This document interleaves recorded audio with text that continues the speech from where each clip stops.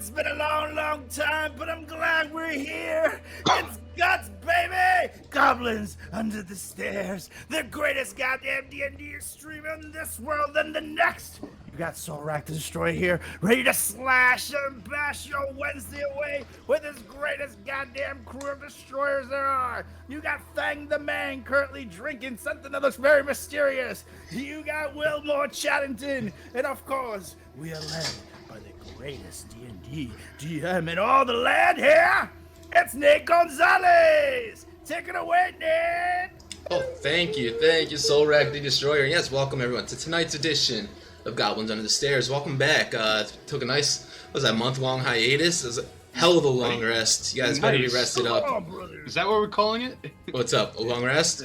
No, nice. Nice. Yeah, that's just being polite. It was something. But no, we had a good time. You know, I was on vacation. Carlos went on vacation for a little bit of time. I'm sure Luke worked his ass off. It was all good. But we're happy to be back here with you all. It sucks. Without further ado, I mean, I don't have much to say except for we are starting to post, we have an Instagram now, so let's just say that. You guys want to give us a follow at Goblins Under the Stairs D&D on Instagram. I've been posting our schedules on there. So you can see I just put it up on the screen. We have a schedule for this week, obviously tonight, and then we'll be playing on Sunday is the plan as well, same time. Might sneak in another one. My wife is out of town, so we'll see what happens. With all that said, we'll just go ahead and jump into a quick little recap and do the damn thing. So, let's see. You guys started off last month. The last time we were all gathered here together at the docks of the Golden Goose Casino boat house on the Grand Dame. And you guys were met as you guys all got into the boat by a stern-faced Pal Ming who oversees all the happenings of the casino, exchanges the chips, your guys' golden coins for Golden Goose, you guys begin making your way through the casino floors after exchanging some of these, and guys quickly recognize at the back room a woman in a purple dress with black hair playing a game of Sava. And Wilmore went and spoke to her for a little bit, started questioning her, found out her name was Lady Italia, and started kind of questioning her about her dress and asking her about that, and that led to her reading some surface thoughts on Wilmore, and led her to believe that maybe they were looking for her and onto her for some reason. So she sent a psychic message to Wilmore. This is foreboding music. I'm going to turn this down just a little bit on my end.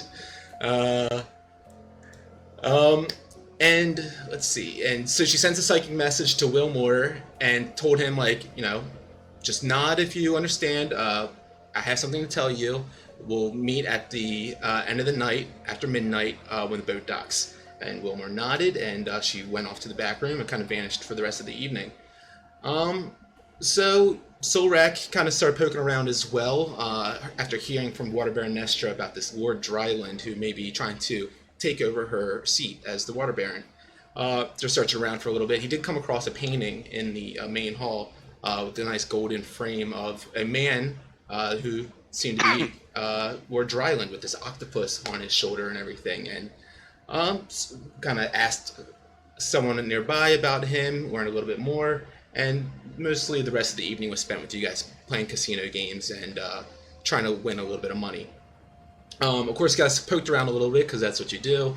Wilmore successfully disguised himself as the dwarf assistant chef and snuck through the crew's quarters and on the upper deck, and then he went down to the lower deck where he found Fang and Soul Rack were reprimanded by Pal Ming and caught sneaking around and whatnot.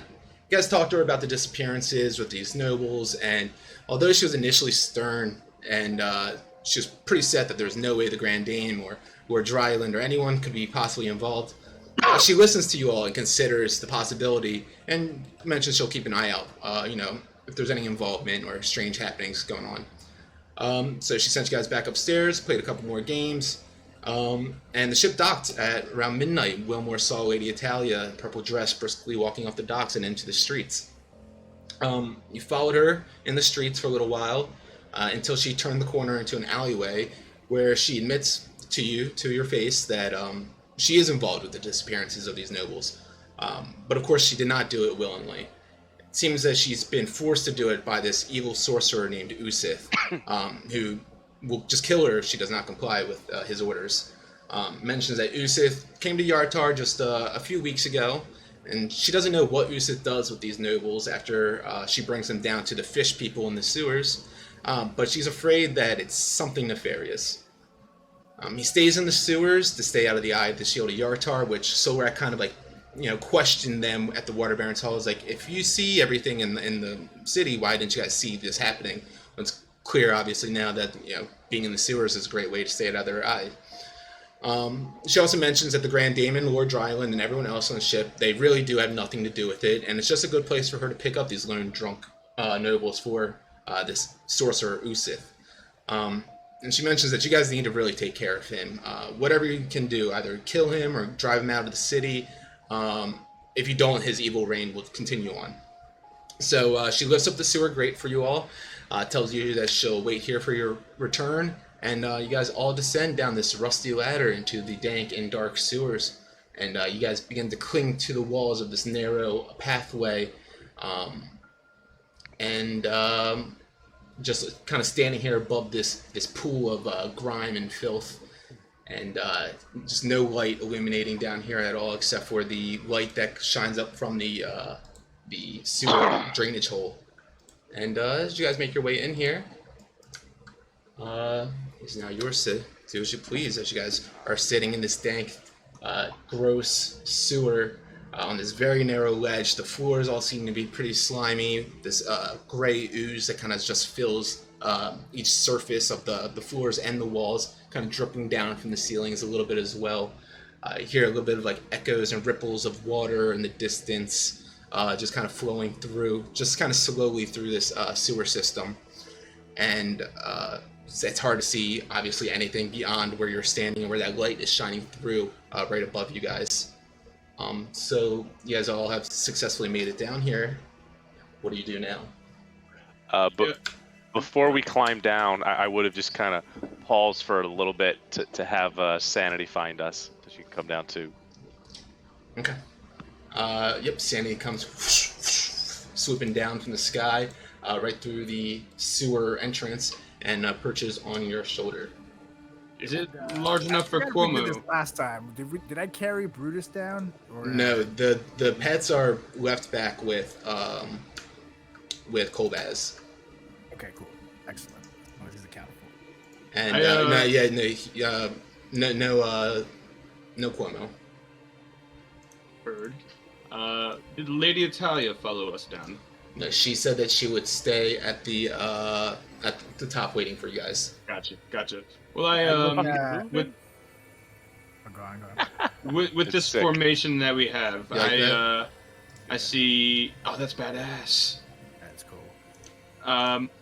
With Solrak being in front of me and kind of, I guess, in the lead, I give him a little pat, right above his right chest, shoulder area. And I say, "All right, go ahead, lead the way," and I'll cast light right on there. Would that blind him? No, it would be fine. Are you gonna cast it right on him though?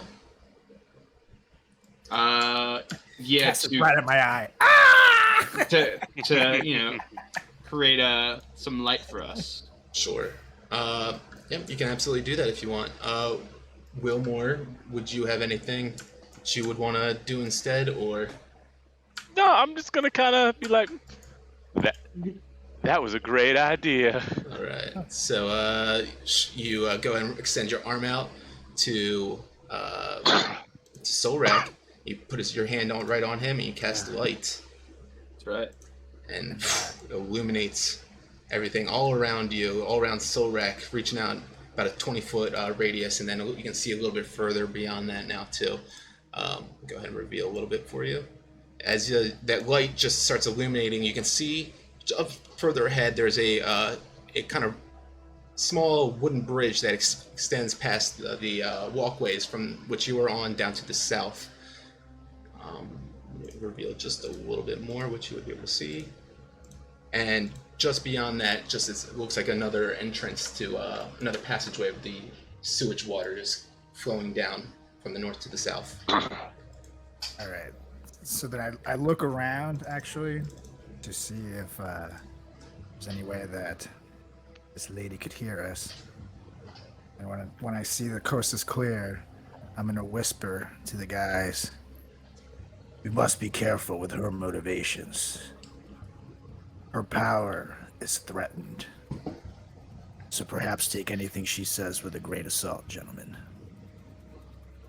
Just saying. Let's be very careful with who we trust. Yeah. Totally understand.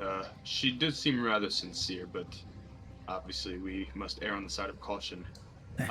It seems as Last if time someone seemed sincere in their quest for power, I woke up with everybody around me dying. You're right. But it seems as if Yusuf may be the one who we really need to channel our concentration on. So For sure. Solrak, I think. Kill the bastard, but Gonna you lean never back know and if he's controlling her still. gonna lean back and just whisper in Bork's ear. He's got a little trust issues. So, you going in the water? I'm gonna take a peek over there. I'm gonna Like, walk over. That's in the water? In the water. Oh, that's currently. water? Go, Oh, ahead, go ahead and make an athletics check for me. As you start walking down this slippery path, and it seems like you almost fall into the water. oh, I can't tell what's water and what's not. It all looks the same to me. It looks like cobble. Brick. Yeah, one looks like brick, dude. Yeah. Oh, so this is brick, and it's because of the light. Now it changes Yeah, color. man. It's The not one all that looks like moisture. brick, that's brick, and the one that The one that doesn't, looks like- that's not. It just looks like rock. There you go. That looks less. There you go. Ew. It looks like gravelly stuff. That- Mm-hmm. Go ahead and make an athletics check as you start walking down the slippery pathway, and you start throwing your arms up as you're about to fall into the water. It seems like. Hold on. And Nate, you I'm said sorry, I there's said like athletics, gray I'm an slime acrobatics. everywhere. Yes, yeah. It just seems like like kind of dripping off the walls. Does it look like Wait, you meant natural, or acrobatics? You're does it look like it should be in a sewer? You're fine. Oh, well, nat 20 for acrobatics, baby. Nice. Yeah, you start falling off the ledge a bit, and you quickly find your footing again. Stand back on the ledge. You're like, oh, that's water right there. I'll make sure to stand here instead. Yeah, I look around and say, hey, guys, that right there is water. Okay, proceed. Make a perception check, Wilmore.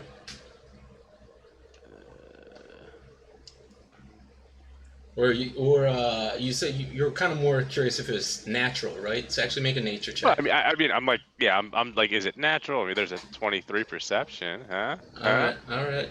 Let's see what the nature is. 12 nature. All right, yeah.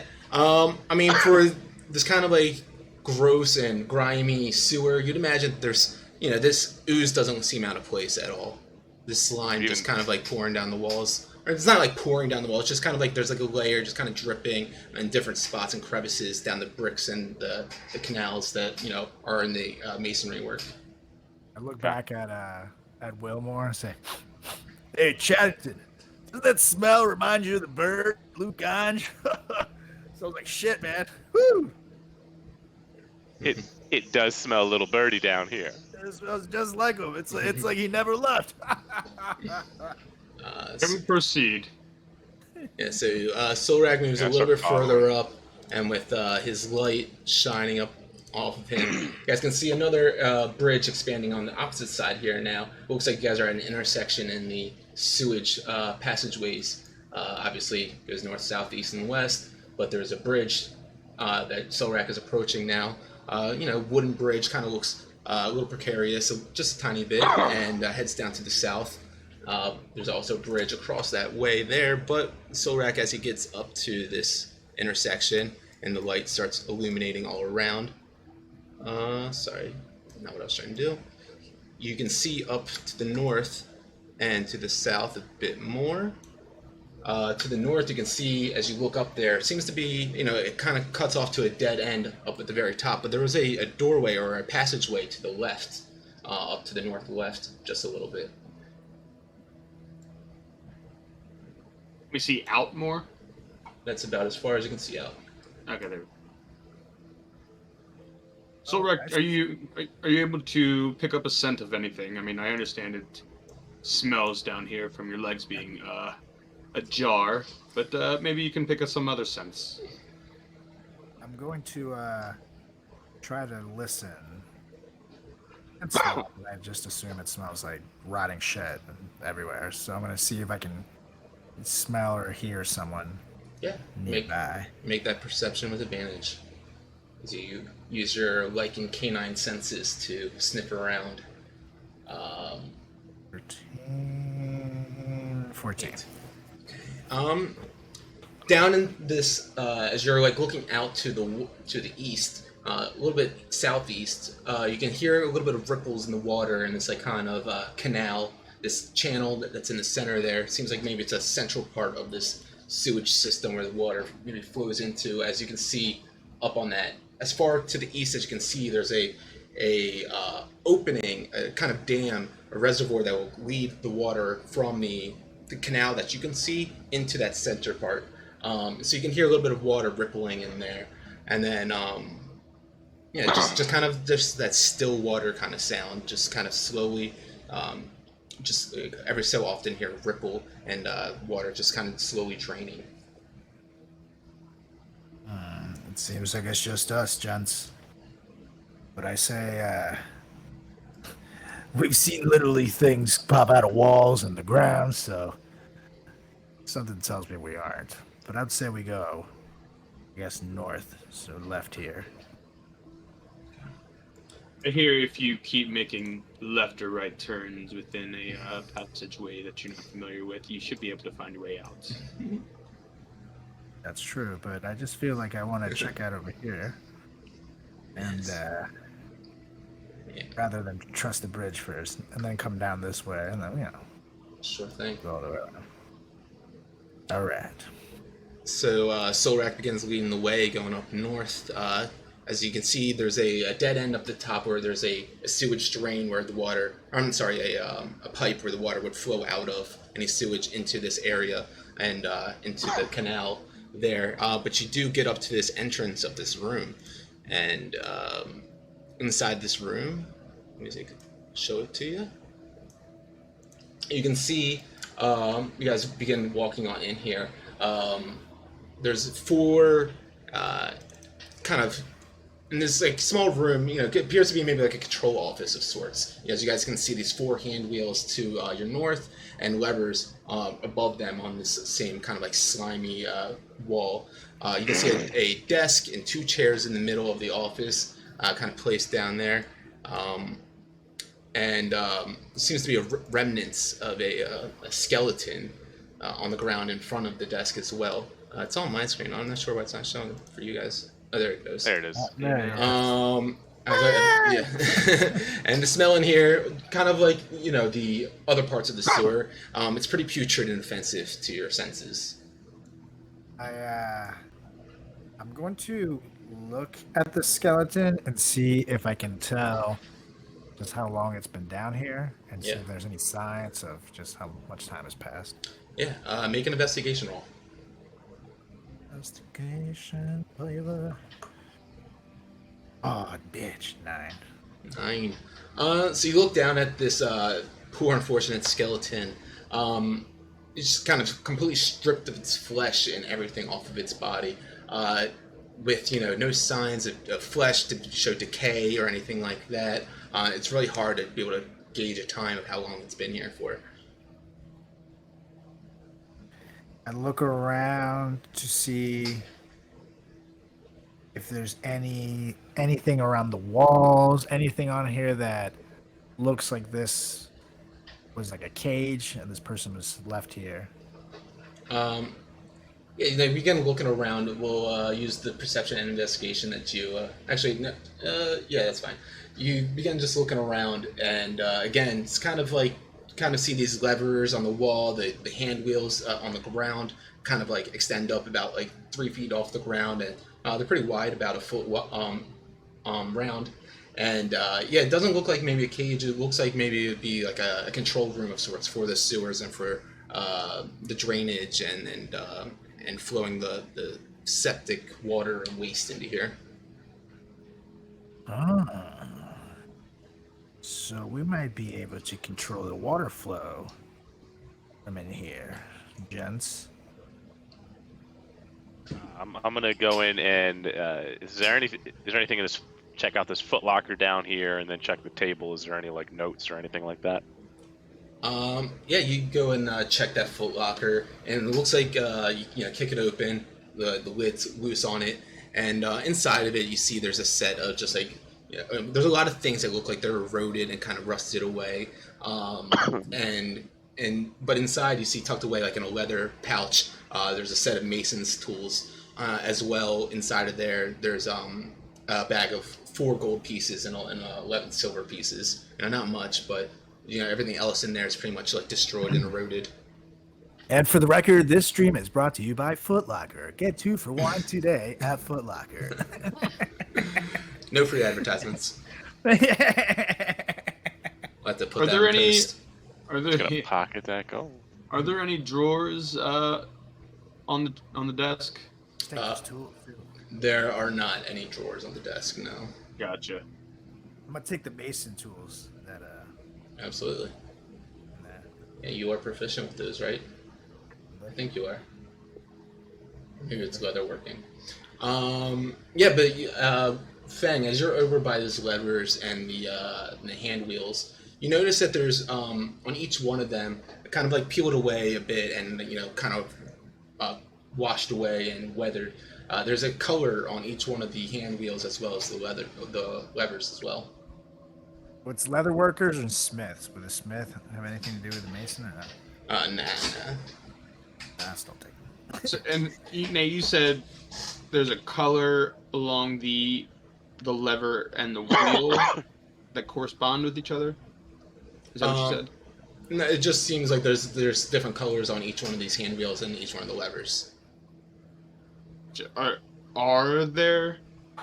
So, like, for example, like I'm gonna go over here, I guess, and this one to my left.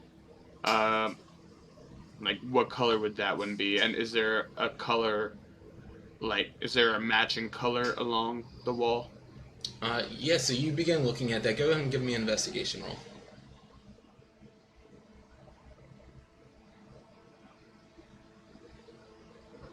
Seven, nice. You begin looking at them, and the hand wheels in front of you, it has like a yellow marker on it, and you look up at the levers, but it doesn't seem to be like a yellow marker on any one of these.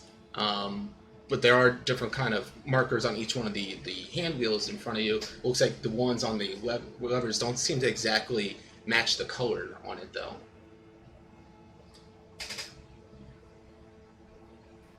So the levers are different colors. Like everything's a different color. There's 8 different colors here. Yeah, essentially. Okay. You'd think it would benefit us maybe messing around with the water, maybe stopping the flow and allowing us more room to, I guess, walk and work. That's what I was thinking, yeah. So, I mean, I think when it comes to water and like these little wheels here, righty-tighty, lefty-loosey, I think we want to tighten this thing, and that'll kind of hinder the flow of the water. Yeah. Should we try tighten? I think that's a great idea. I just start spinning one of them. And if you want to hinder that flow, to get the right, Vampac. Gaddington, to the right. No free ads. So Someone sponsor us. So you guys are going up to the hand wheels, and which way are you turning them? To the right, Okay. like clockwise. Okay, you've been starting to turn them, and they feel, as you begin twisting them, a little bit like rusted, hard kind of turn. Go ahead and both of you guys are doing this, make an athletics check. Athletics. 16. Nice. I watch to see if they need my guns. 15. Nice. Yep, you guys kind of, lift up your sleeves a bit, put a little more elbow grease in it, and you turn those hand wheels about a full half turn around. getting like the position that's on the top now to the bottom, and it's about as tightly shut as it feels like they'll be able to go for you. I move outside to see if I notice any difference in the water flow. Yep, you go outside and you hear a little bit of the water that you could hear kind of just slowly flowing. It seems to have gotten a little bit softer and quieter. Guys, it's working. The water got a little bit softer now. A little bit softer now. Maybe, So let's try maybe and this will crank help, the, and I just go and take one of those levers and just switch it, whichever way the lever moves. I don't know about those levers, Chaddington. As I start cranking the other wheel. Wilmore goes to reach for one of the levers, and as you do that, you notice there's that pile of gray ooze above your head, just reaching out.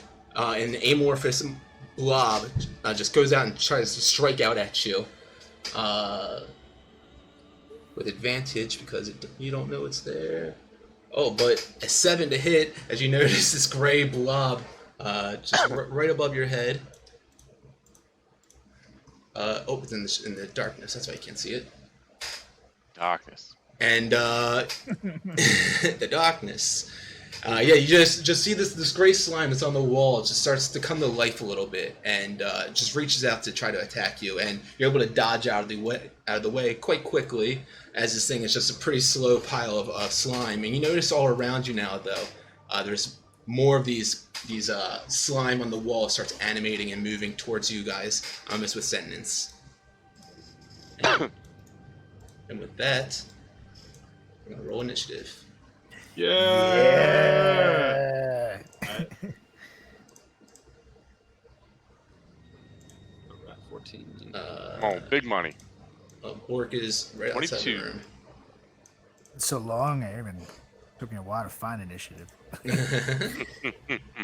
-1. 4. Who got -1? One of your blobs. Love it. Wow. He just does not strike. Apparently, I've literally never seen that. That's amazing. It has to be at least. Oh, Bork got. No, Bork didn't roll. I was gonna say. Bork got a 0. Do this over here. Okay, so first up is Wilmore. Wilmore, that one just slowly reaches out this pseudopod, kind of strange, amorphous, blobby arm at you, trying to smack you in the head. You duck under it quite quickly, and what do? I just go, ew! And I run. I disengage, and then I just run behind Solrak. I just go, make it stop! And then, bonus action, which I think I got one. Nah, I don't really have a bonus action. Bardic Inspiration, always. Yeah, I don't know how tough these little blobs are, though, so. So that's that. And then Sanity's gonna go and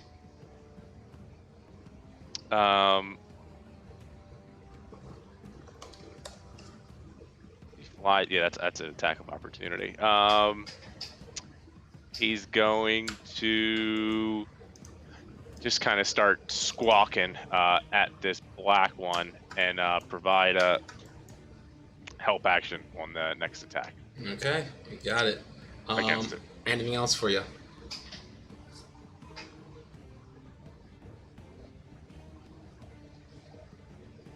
Oh, I'm sorry, I was muted. And yep, that's it. Cool. All right. Bork comes running on in here. He says, "Holy moly, what are these?" And you see him reach up, grabs his arm, his gauntlet that he has. He starts fidgeting a couple buttons on it. And he shoots out this large beam of light that just surrounds all of them. And they're all gonna have to make Dex saving throws. First one succeeds, second one fails, third one fails, fourth one fails. So these three right here all become illuminated in this bright, shining light. And Bork looks back at you and says, "It's a little fairy fire for you." And they are all illuminated in this bright light, and you all have advantage on attacks against them. I roll my eyes and say to myself, "That's my job." All right, that leaves Bork's turn. Now to this black ooze. Kind of looks back over at Fang, Just kind of the body hole shifts because actually I guess you'll do it Solrak because he's the closest. Body hole shifts over towards Solrak, and you feel this strange tingling, pounding headache begins forming in your mind. I need you to make a intelligence saving throw, Solrak. Intelligence, you say? And he's not the sharpest. Yeah, it's tool, gonna be so- bad. I think Solrak actually has the highest intelligence out of everyone. Yeah! Suck my balls. He's a 13. Yeah, I'm not very. Yeah, which is low still. What? 15. Yeah, but All right, so you start feeling this headache start coming in your mind, and you look over at the ooze, and you begin to just shake it off, and only take a little bit of the damage coming in from it. It's 3 points of psychic damage you get, and God, I'm so smart. and that is its turn. Whoopsies, didn't mean to do that. This blue one is up now. Fang is in its reach, so it just kind of reaches out with its pseudopod arm and tries to strike at it as this blob just kind of forms off the wall. Goes to hit him with a 10 to hit. Will not do it though. Fang, you were up. I harness I concentrate on the fire part of my tattoo as I go to cast. Let's see what it. Burning Hands, Oh hell yeah! and so I think I can only get. Actually, is there? You click when you open up the character sheet. Click Right, the right. no, click the AOE icon on the right hand side, the cone. You have to do it in the VTT, and that'll pop out the proper area of effect for you.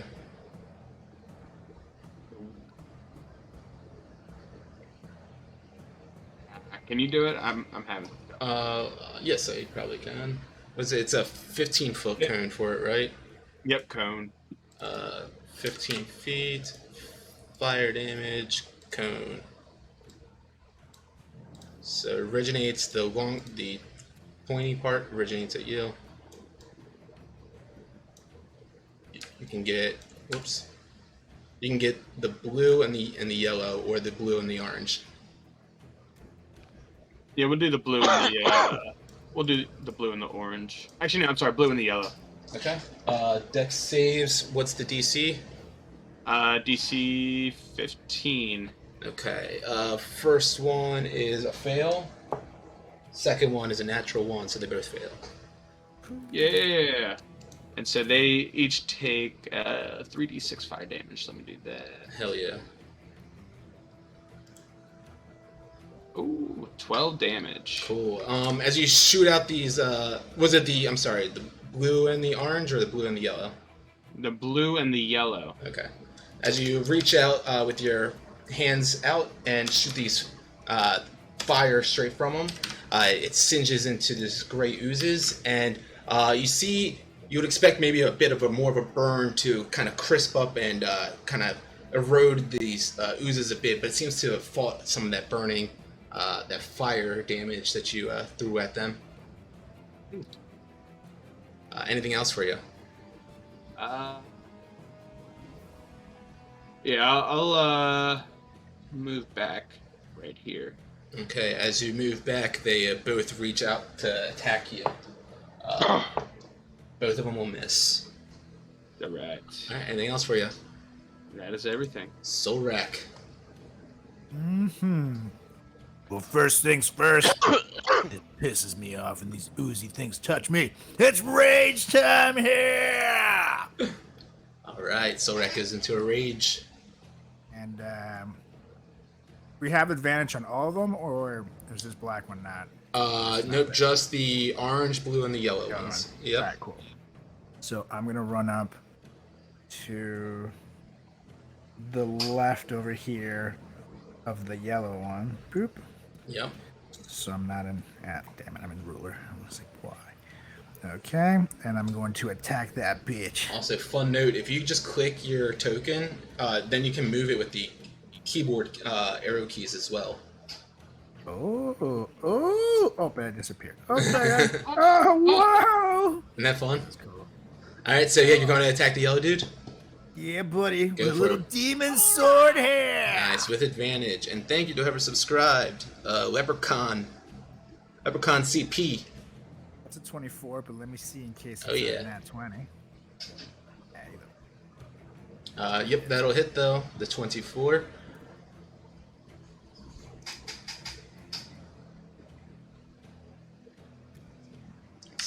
Plus 2, correct? 9. Yep, so 9 damage, and then your fire damage as well. Oh, yeah. I forgot about her. Forgot the demon sword damage.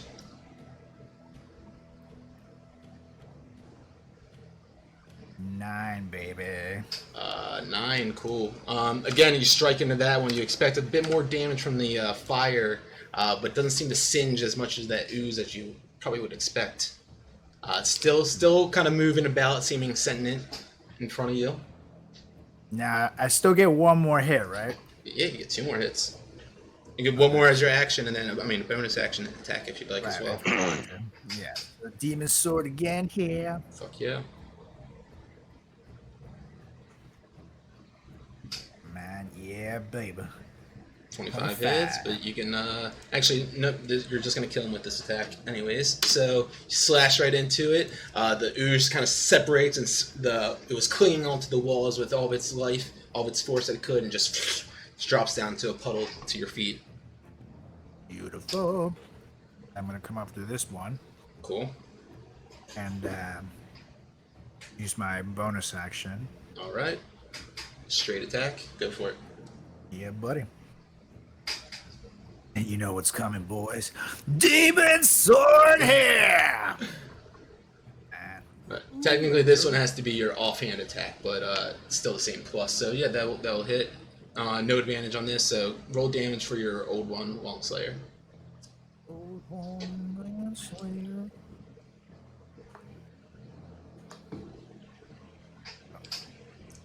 $10? Nice. Or 12, rather. Yeah. Cool. A big slash in that. You see a pile of it just kind of slosh across the room.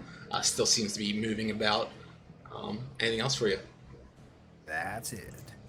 Okay, this orange one is up now. Begins moving across the walls and towards Fang. It reaches out with its pseudopod arm and rolls a natural 20. So that is... That is quite gooey, and that's going to be a silvery barb. Ooh, shit. All right.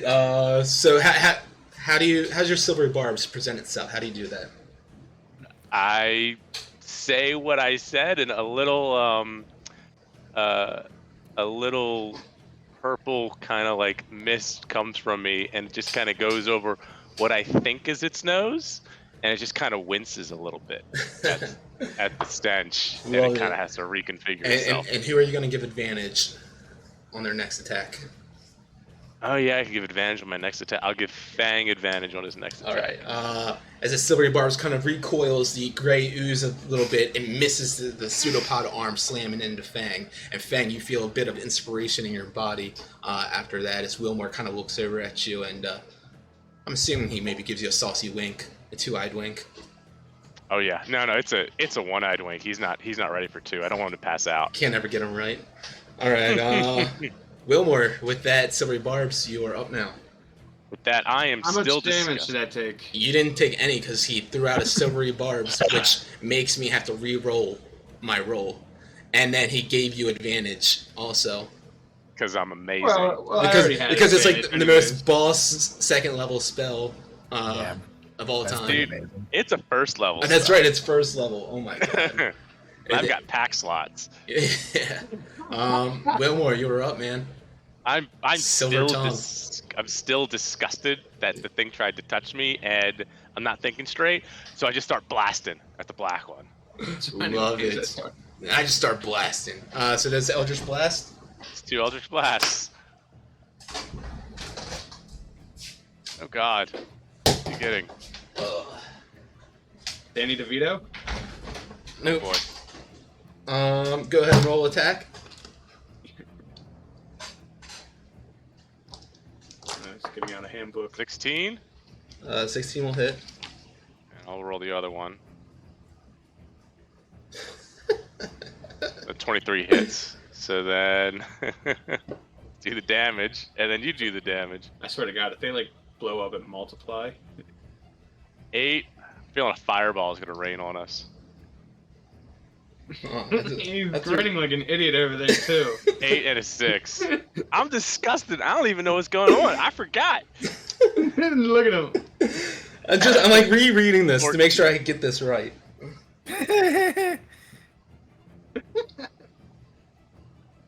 Okay, roll roll 3d4s. 3d4s. That's so many D4s, you guys.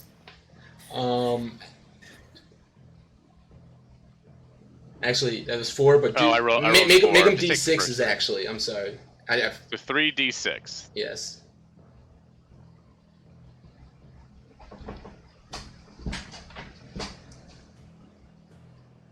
There you go. Do you need a calculator? No, you're good. So I got TI-83 in my room. this is fun. if you want. So after you shoot out this Eldritch Blast, that's hilarious. What was the game on that? Man, dude. It's Yeah. fun, I have dude. so many games. So you shoot out that Eldritch Blast at this the black one, right? Mm-hmm. It crumbles after being exploded on impact from this force damage, crashing into its body. But something happens as you shoot out that Eldritch Blast. At the same time, this chaotic energy seems to spurt out and shoot out 3 rays of lightning bolts out of your spell as well. One hitting the blue one at the top, dealing 8 damage to it. One smacking the Solrak and doing 8 damage to him. And then the last one would have hit the black one as well. And just kind of cracks into the wall where he was. And that ooze just collapses to a pile at Solrak's feet there once more. Is that 8 halved already? 4 for you. Yeah, you hit 3 random people with a lightning bolt of light. Well, thanks Dude. a lot, Dick. All right. Anything else for you, Wilmore? That was spicy. I'm good. Cool. Bork is up now. He looks back at you. Whoa, easy now, buddy. He looks over at Solrak and says, "Hey, you need a little hand? Hopefully this will help you out." And he pushes some buttons on his gauntlets, and this white light just kind of shines over to you, Solrak, and you feel this warming energy kind of go throughout your body and regain 7 hit points. Ooh. Well, Thank you, Borky. he kind of just lifts up his goggles and gives you a one-eyed wink. And I I have haven't to, seen one of those ever. I was gonna say I have to justify or state which one it is. So this blue ooze starts sliming across the wall, looks down at Solrak and reaches down its pseudopod arm at him to hit him. 16 plus. I don't think it's gonna hit you. Nope, 19 to hit. Ooh, he beat. All right, you just dodge out of the way of that one as well. Fang. Alright. Looking at the one on I the prefer to wall think of it next as a to- Keanu Reeves, like Matrix, like, but you know. But the slime is pretty slow, so it was already slow, and that's why. That's why it looks like that. Yeah, exactly. She's like, why is he moving so slow? What you got, Fang? Alright, so being next to the orange one, I decided to go ahead and use my quarterstaff and take a good old baseball swing at it. All right, and you have advantage on this swing. 16. 16 will hit, but Advantage anyways. 11. yeah. Go ahead and roll damage. Yeah. 6. Cool. All right, attack number 1. And then we'll come back again. Nat 1. But it still hits. Amazing. And you do 18 points. Oh no, It was only the one hit that Wait. does that was a 18 hit. 18 Uh, Well, that was my that- advantage. Another one. Here we go with the ones on the attack again. Love for the it. damage. So boom, boom, 2 hits right off the bat. Go ahead and roll. You have a bonus action if you like. Bonus action. Let's see. Flurry of bows. All right, cool. Spend So I'll spend a key point. 2 hits right off the bat. A 21 will hit. 21. Yeah, go ahead and roll both those to hits. Those both hits, so Yeah. go ahead and roll damage for both. As There you we take go. 2 boom boom strikes with the quarterstaff and then reel back with your fist, pummel it into a pulp into the wall, and you're just punching into this brick wall by the end of this. And this ooze just is no longer moving about anymore, just lifeless and dead. Anything else you want to do? That is it. Okay, Solrak, you were up with just this one last. You look around. There doesn't seem to be any other piles of ooze crawling around on the walls at all. Just this one that's to your northwest. Just like I told Kanye, that's a stupid name. And I go up to it. Yeah, I write that down. Carlos does the will. Follow it, people. Follow it. And it's time for a little bit of demon sword. I need to cool myself off from that one. So hot.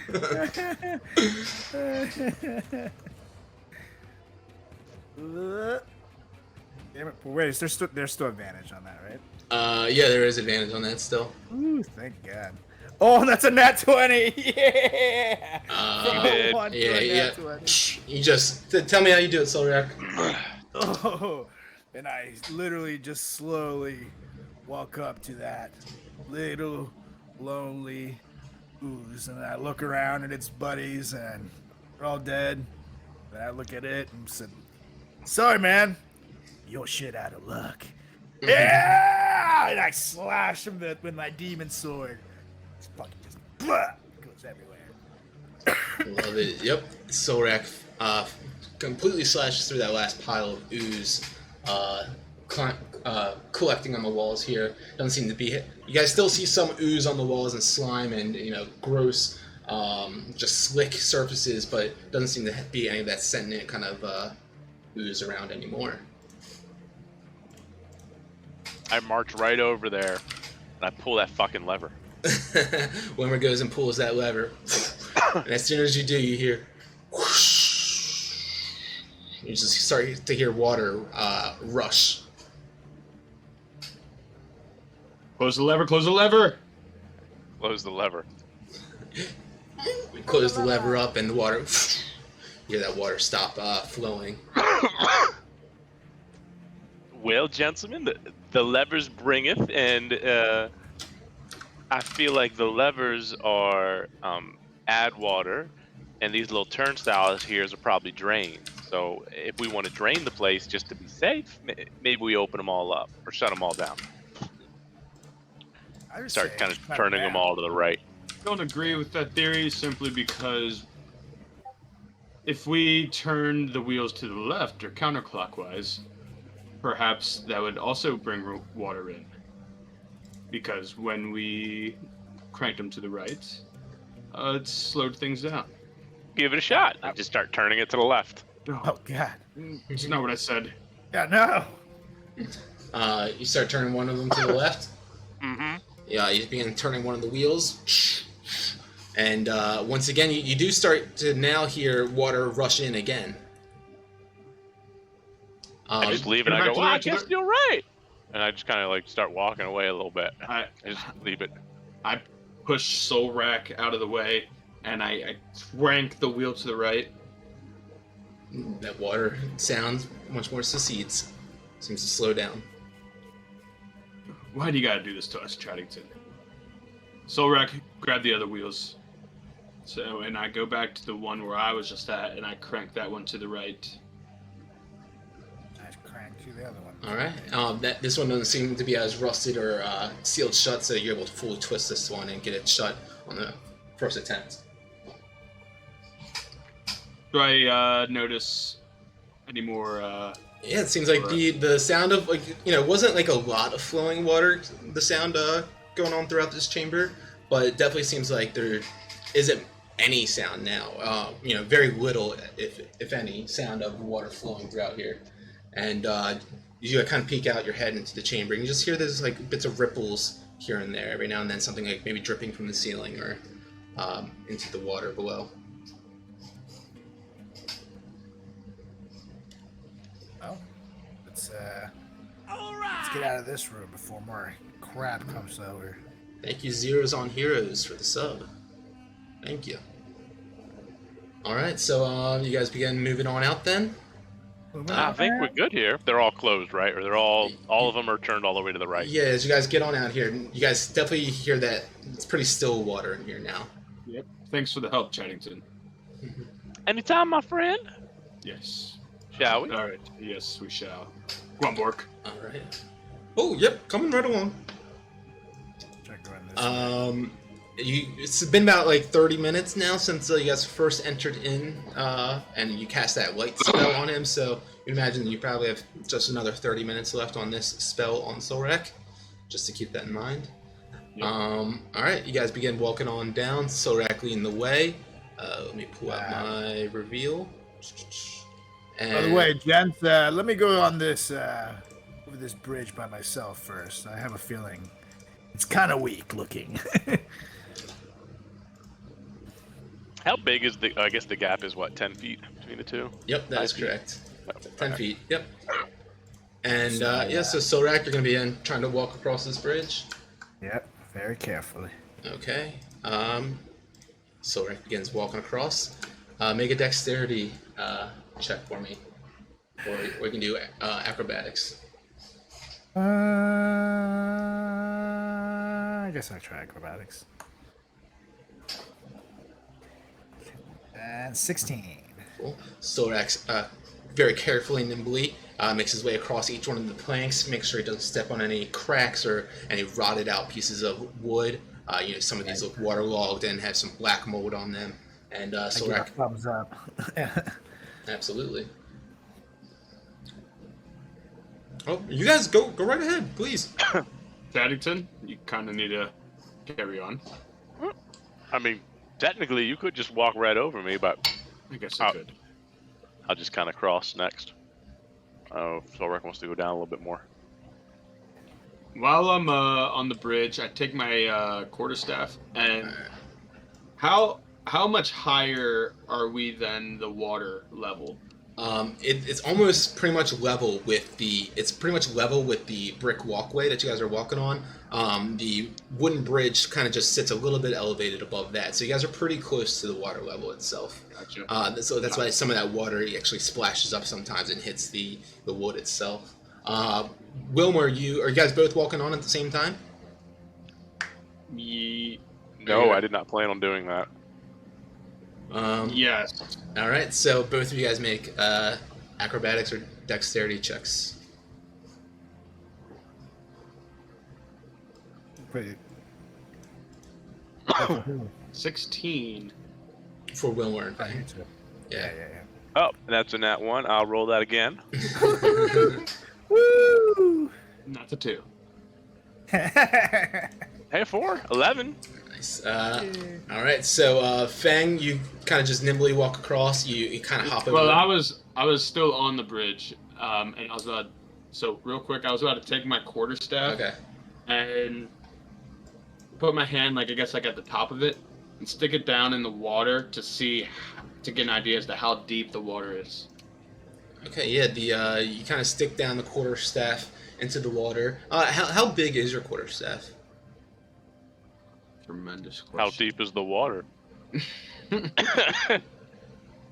Let's see. Quarterstaff of gliding. I mean, you're what, like 6 feet tall? I imagine it's like 5 feet. Okay. I don't think it really says, to be honest. No, yeah, it doesn't. I would just, be whatever you would imagine it to be, I guess. But so you kind of reach on down, you stick the quarterstaff in there. Are you putting your hand in the water if it doesn't touch before that, or are you going to? No, like I'm going almost to the water, and if I don't feel the bottom with the tip of the quarterstaff, then Yeah, you kind of I'm reach pulling on it down back there with the up. quarterstaff, put your hand right at the surface, and you're kind of swinging the quarterstaff underneath the water surface a bit. You're not touching the ground, not touching the bottom. Then I proceed off the bridge. Okay. Kind of after you do that, you pick up the quarterstaff and hoist yourself off one of the planks and hop over Wilmore. Wilmore, he begins walking across, and he looks back at you after you do that, and one of his toes gets caught in between two of the planks. And as he looks back to continue walking on, he's about to fall forward, and he does, but he catches himself and he makes his way across the bridge without falling in, completely unscathed. Goddamn right. And Bork now, he's gonna do it. Try to see if he can get across. Bork, he begins walking across. Oh, well, no problem here. And as soon as he gets his way to the edge, you guys see him step right on the middle of this piece of molded out, black molded plank, and his foot goes right through it. And he's halfway into the underneath the bridge, and half of his body is in the water, and he's trying to pull himself up. Help me, guys, please, pull me up. Run back over and stick out my quarterstaff for him to hold on to, and just proceed to pull him out. All right, make a athletics or strength check. I'm gonna cast guidance on him. I'm gonna see him doing this. I'm gonna be like, "Get him, Fang!" 14. Yep, sure enough, you just reach out your quarterstaff out to Borg. He grabs onto it with a strong grasp, and you're able to pull him up out of the water. He kind of shakes off of some of this grimy, dank, gross sewage water off of him. He looks down at it, and he's kind of brushing off. He's like, "Oh, that's some nasty stuff. Oh, guys don't really want to go in there. Oh, sounds like it's full of disease and filth." Only thing worse would be hugging the bird. Bird? He is. Yeah, you know him. Smell like shit. Sounds about right. All right, so Solrak, you're down here a little bit now after everyone's made their way out, and as you get your way over there, you can see that there's, as I mentioned earlier, there's that center part of the sewer where it seems like maybe some of the water funnels and filters into, and then you see another bridge down to the south, and the walkway seems to continue all the way on the furthest part of the south and go east. I nod over to the bridge and tell the guys, let's go. I walk on over. Can we see what's on the other side of the bridge a little bit, or? You guys can see just what you see on the map right now. And while we're walking along, I'm kind of checking out the walls to see if there's anything. Even just kind of running my hand without the quarterstaff along the wall, see if there's anything. Yeah, you begin feeling the wall again, or for the first time, and you still see some of that slime and ooze filling the walls. Make a perception check.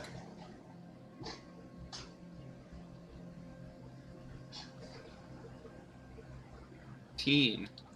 You're feeling the old stonework, kind of eroded a bit from years and years of being down here and not upkept at all. And don't seem to feel anything out of the ordinary. I mean, of course, outside of the grossness of the slime and the kind of ooze that's just filling every surface around here. Kind of just give Bork a nice pat on the back while simultaneously just kind of wiping the ooze off my hand and say, just keep on at it, Bork. Oh, lovely. Shall we? We shall. So Solrak with the lead. You get up to that bridge, Solrak, and of course, like I mentioned, you see the bridge goes across to the center part, but then the walkway goes all the way down to the south wall and seems to shoot out east continuously. Actually, then, hold on a second. Let's go down this way first, and we'll come through the bridge. Okay. Solrak, you begin making your way down there, then kind of gesture to everyone to give you a follow. And yeah, Carefully creeping. it's college was all about. So you guys, you continue walking away, along with the light of Solrak illuminating the way, and as you get up here, you guys continue to hear there's a little bit of ripples in the water. It seems to be coming from that center part where you guys could, like I said, you imagine it's a filtration system of sorts, and the water is probably just flowing through there. But you keep on going past on this slick walkway, kind of a few bricks eroded and torn up underneath your feet. See more of that slime along the walls. The smell not giving up at any time. And Fang, as you get on up here as well, you're walking on by the center part. You see something seems to breach the surface for a moment and then go back down. Like directly to my left? Yeah, up to the north. Yep. Like up here, maybe. Oops, I'm sorry. In here somewhere. Oh, in here. Guys, definitely thought I just saw something in the water over in that middle area. Definitely need to be alert of that water and make sure, definitely stay out of it. Pork. I bet you it's one of those damn fish people. Didn't seem like it was one of those fish people, but again, just be cautious, guys. Maybe it's the bird. He heard all my jokes. He's crawling out of the shit. Definitely be careful. Whoops, wrong one. So just keep on pushing up this walkway. Mm-hmm. All right. As you get on up here, you see a couple of drainage holes on this walkway. About 4 of them extend up this walkway to the north, all having kind of metal grated covers over top of them. Where you guys would imagine, if any sort of water were to overflow in this area, it would be a place in which they would drain into. The water would drain into. I wonder if levers you guys we shut have anything to do with this room. I kind of stick my head right above the grates and look down and see if I can see anything. Yeah. So you go and put your head over the grate and start looking down. With Solrak standing right there, you get a decent amount of light shining into the hole as well. Seems to just be a sewer pipe straight on down. It got some bacterial growth kind of growing on the walls, looks like algae and some sort of microbial life, or just some sort of green life here and there scattered down the walls. Slimy a little bit, but the light doesn't seem to illuminate all the way down to the bottom. You can't seem to see the bottom.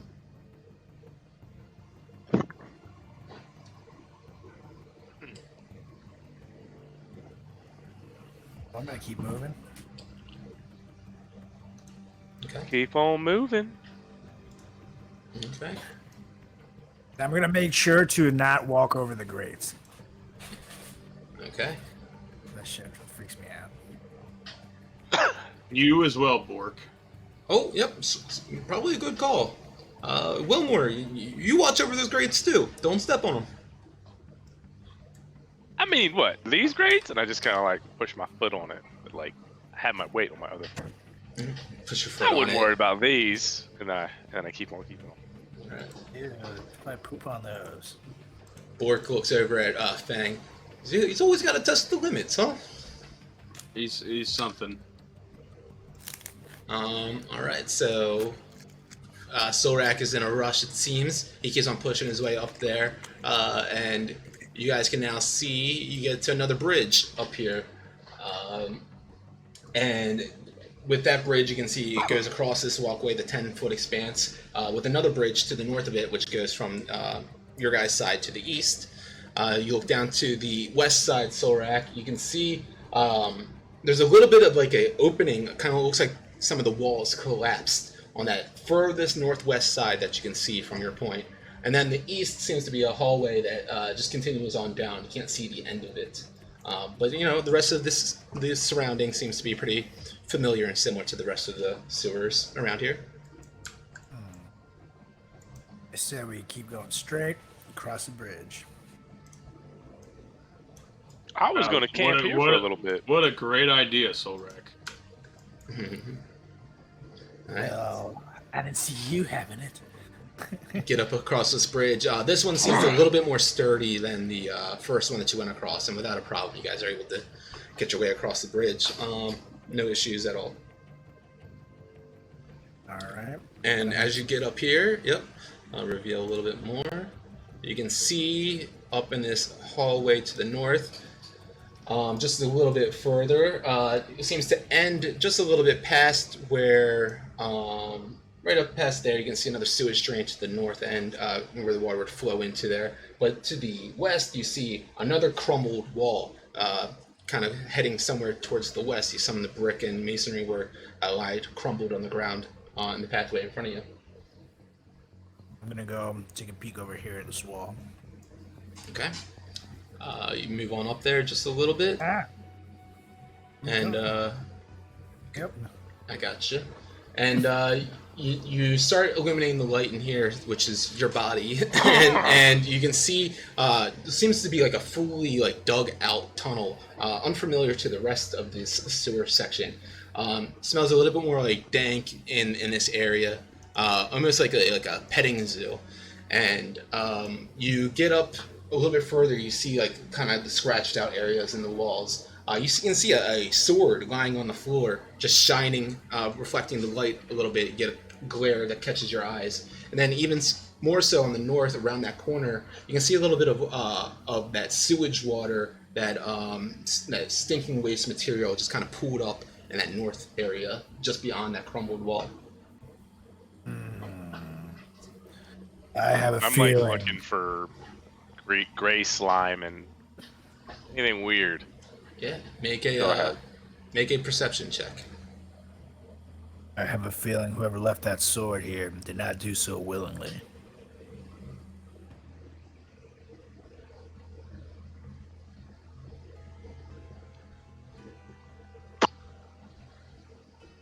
$24, nice. Yep, you see more of this gray slime and ooze on the walls around you, outside of this broken into area, which doesn't seem to be sending in any of the things on the walls. You start staring at them for a decent amount of time with that 24. You're just kind of paranoid now, but it doesn't seem like any of them are moving and forming any limbs or anything like that. But yeah, that's pretty much what you would gather from those. Nothing. Thanks, Solrak. Nothing Get harmful along a with little this. bit more. What's that? I said, why don't you get on in the room a little bit more so we can check it out? And I have my swords drawn because I have a bad feeling about this. And I started creeping in. Okay. All right. You begin creeping a bit further and further more. With that light illuminating, you can see fully now. There's a whole little dugout area where there's just a pool of this this wastewater just sitting there, and stinking up this whole tiny cavern, this dugout area. And as you move up a bit further, you see there's a bit more goods strewn on the ground in front of you, and that dugout area that's to the south, leading back out into the main chamber as well. Alright, I'm going to it towards the middle here, but keep crossing. What else is on the floor? Make a perception check. Is it You can gold? do perception or investigation. Perception's cool. Spinning. There it is. Spinning. 23, nice. So yeah, there's several items strewn across the floor in here. You start looking around with this light shining nicely for you. You see it's about 14 gold pieces, 17 silver. You see a beautiful long sword and a beautiful hand crossbow, still intact and there. See a bundle of 5 torches, a couple of things like vials of some sort of liquid, and with a 23, in the water you can see another sword right in the about 3 feet into the water right there, that refuge area. It's got this sword with this beautiful black hilt with 2 skulls looking at each other. And it kind of catches your eye, of course, and you start looking at it and you see that there's these red gems that go down the handle of the sword. And there's like an image of another skull engraved on the blade, and it looks like the skull is inhaling smoke from a chalice. And the thing is beautiful. The blade actually splits down to 2 points at the end of it. I call out to Solrak and I go, hey buddy, I think there's something over here that you may want to look at. And I'm sorry, go ahead. I wasn't saying anything. Oh no, I wouldn't. Just call over to Solrak and Fang. And then while they come over, I cast Mage Hand and I put the 14 gold in my pocket off the ground. Are you trying to hide that from them? Yeah. Make a sleight of hand. That's my money. Or stealth. Because I guess doesn't matter either way. You're not stealing from them. It is a hand. Oh yeah, that's my money. Yep, it sure is. Without anyone being any wiser, you swoop up that money with your mage hand and put in wherever you'd like. Yeah. I'm gonna put my And sword then I'm gonna off and then pick up the sword that he told me to and examine it. I'm gonna cast guidance on him while he's looking at the sword, and then I'm gonna walk over and pick up those 2 vials on the ground. Okay, certainly. So Solrak, you go over to pick up that sword out of the water. You see it sitting there with this beautiful black hilt and the 3 red stones shining right in the handle there. It's got these 2 skulls facing each other, and it's like calling to you. This is like a Solrak sword if you've ever seen one. You're giddy, and you start going over to grab this thing, and you reach your arm down to go grab the sword, and out of the water, you see this grotesque, bulbous creature with 3 legs and all sorts of tentacles wrapping around its body. The tentacle just kind of whips out of the water, whoosh, and goes to smack you. Oh shit. Let's see. And 26 to hit. That's a natural 20. And let's see. I see this happening, and I go, "Oh, touch me, baby!" And that's another silvery barb. Okay, well then, I'll go ahead and just re-roll that then.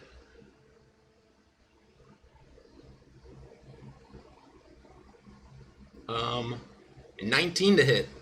What the fuck? Not a crit. No, Not but correct. 19 doesn't hit Oh, him. misses. Okay. Yeah, misses. Oh, So- 19 missed this nice. Yeah, so there's a big body of this beast. I'll send it to the game log. Just appears out of the water here. Like I said, it's got these 2 rubbery tentacles that comes off its back here with these spiky leaf-like appendages. And one of the tentacles, you see 3 eyes, slitted eyes going across it. And it's got this sharp maul trying to clamp down at you, Solrak, after it misses that tentacle attack. And I'm going to go ahead and roll initiative.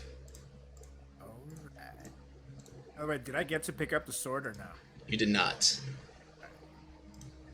And I didn't get any. I didn't get the potions or whatever, right? Not yet. Okay. They're there waiting. You just gotta survive.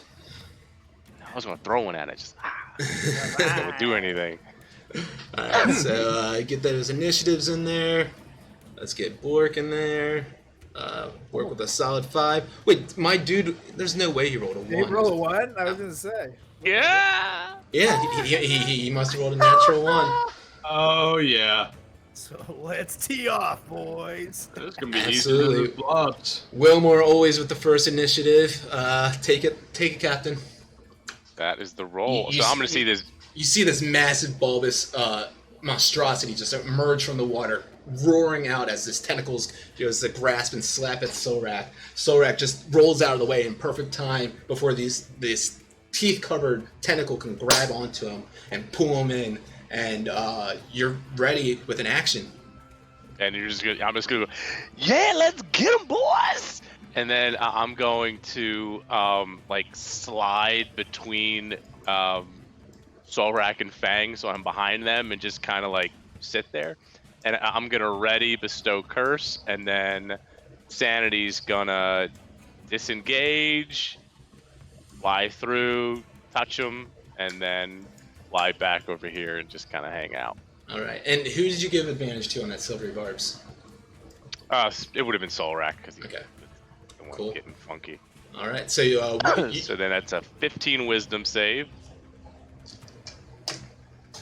natural 20. God, fuck Yeah. You know what? Is my reaction already used up? Wait, you just told me to. I'm sorry. I thought you were telling me to roll wisdom save right now, or is that for? Yeah, when the roll a reaction wisdom save. Can I don't know. It's Oh no, Silvery yeah. Barb, that's his actions, It's right? at the end of your turn. You get it back. Your reaction. Okay. I did that before my turn, but okay, yeah. No, I got you. All right, so Yeah, but it was Yep. before combat, so it's a weird situation. It's not exactly how it would work. Yeah, I'll allow it to happen. It's cool. So all right, let's do it. I rolled a. You said Dex or Wisdom? Wisdom. Wisdom 15. Yes, I rolled an 8 total. And So now the curse is going to be when the target is cursed, your attacks. No, not that one. What's the? Yep, it must make a Wisdom saving throw at the start of each of its turns. If it fails, it waits its action doing nothing. Okay, and that's like a charm essentially, right? Or I guess it's curse. Okay, Yeah, it's a curse. cool. All right, very nice. Anything else for you? That's it.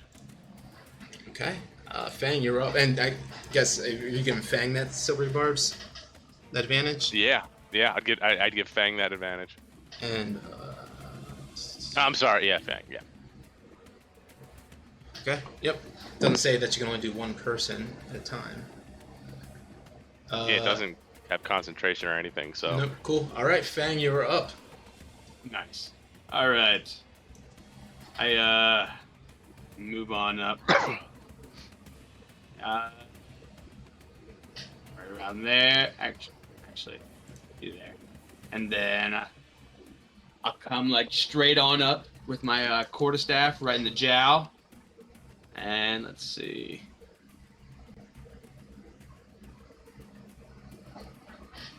$13, but I get an advantage. So 13. 13, you go to smack him, and just hits his flesh, but doesn't seem to do any damage. It's a miss. Sheesh. All right. And try again with quarterstaff. 20. 20 will hit. All right. There we go. 8 damage. And then bonus action.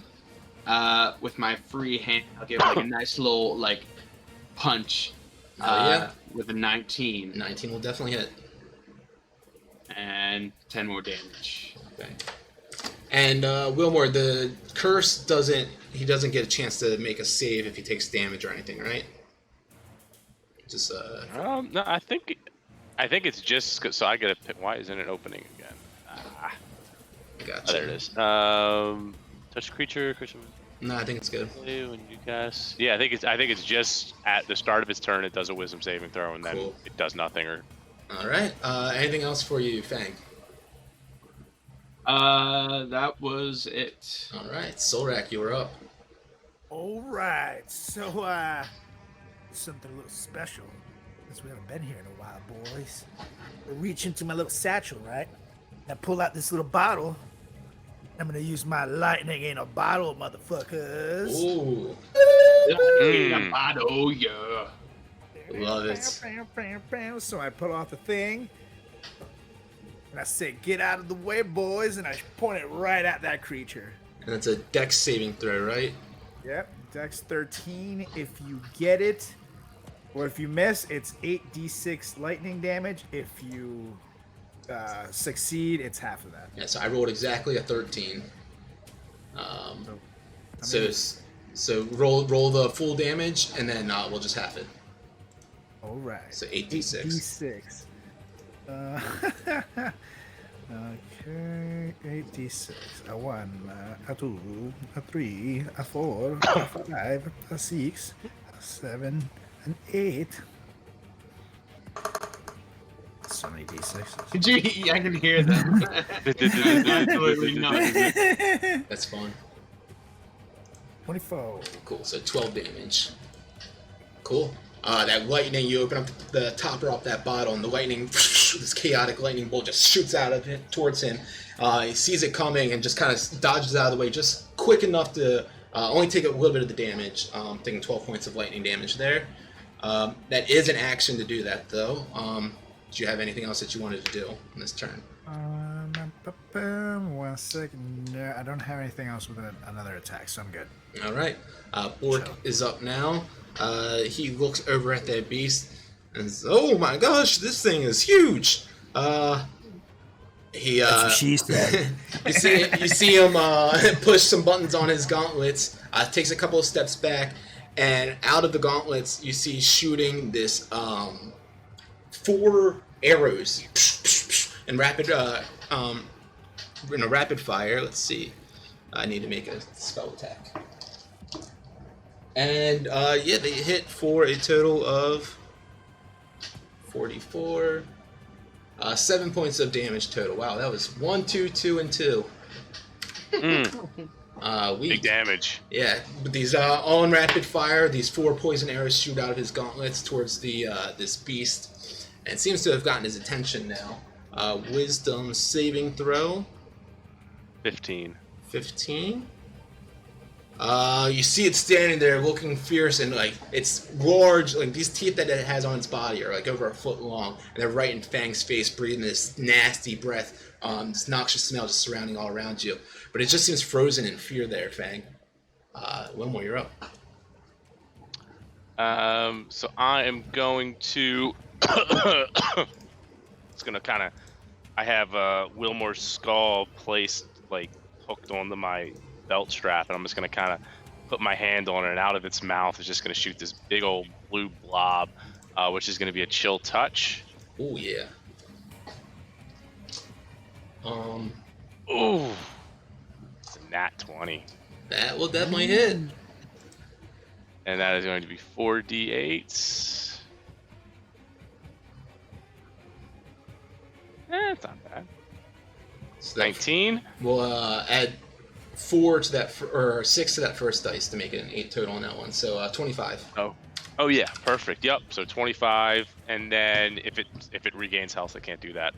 And yeah, you guys see these little like they're supposed to be skeleton hands, but they actually look like they're probably like halfling hands, just like 2 of them, just holding them down, just kind of like tickling its back a little bit. It's kind of weird. It's like you feel like they're holding him down, but you also feel like he probably likes it because it seems nice.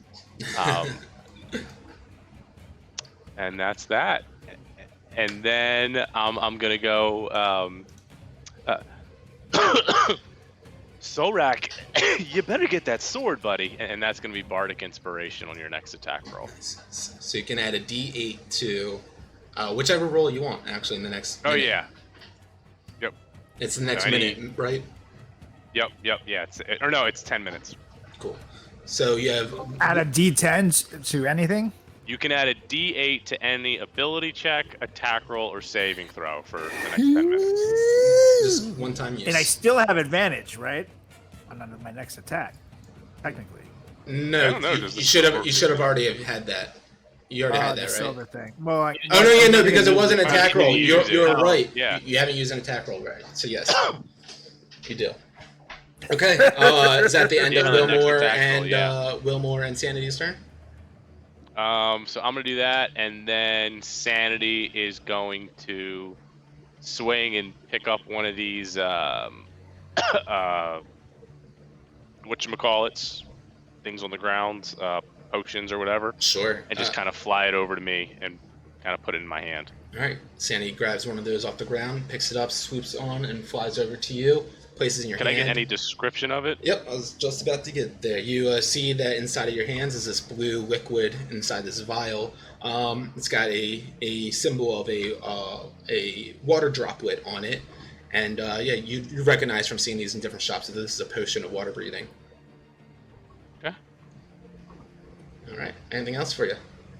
That's it. I'm gonna kind of move over here.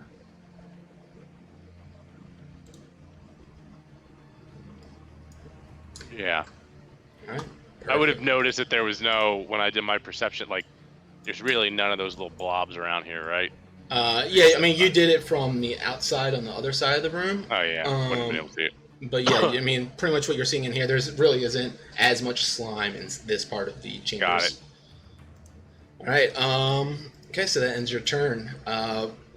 Fang and Bork from the west or from the east side, you start hearing some water sloshing about as you see a fish-faced humanoid creature begins lurching towards Bork with a net in his hand.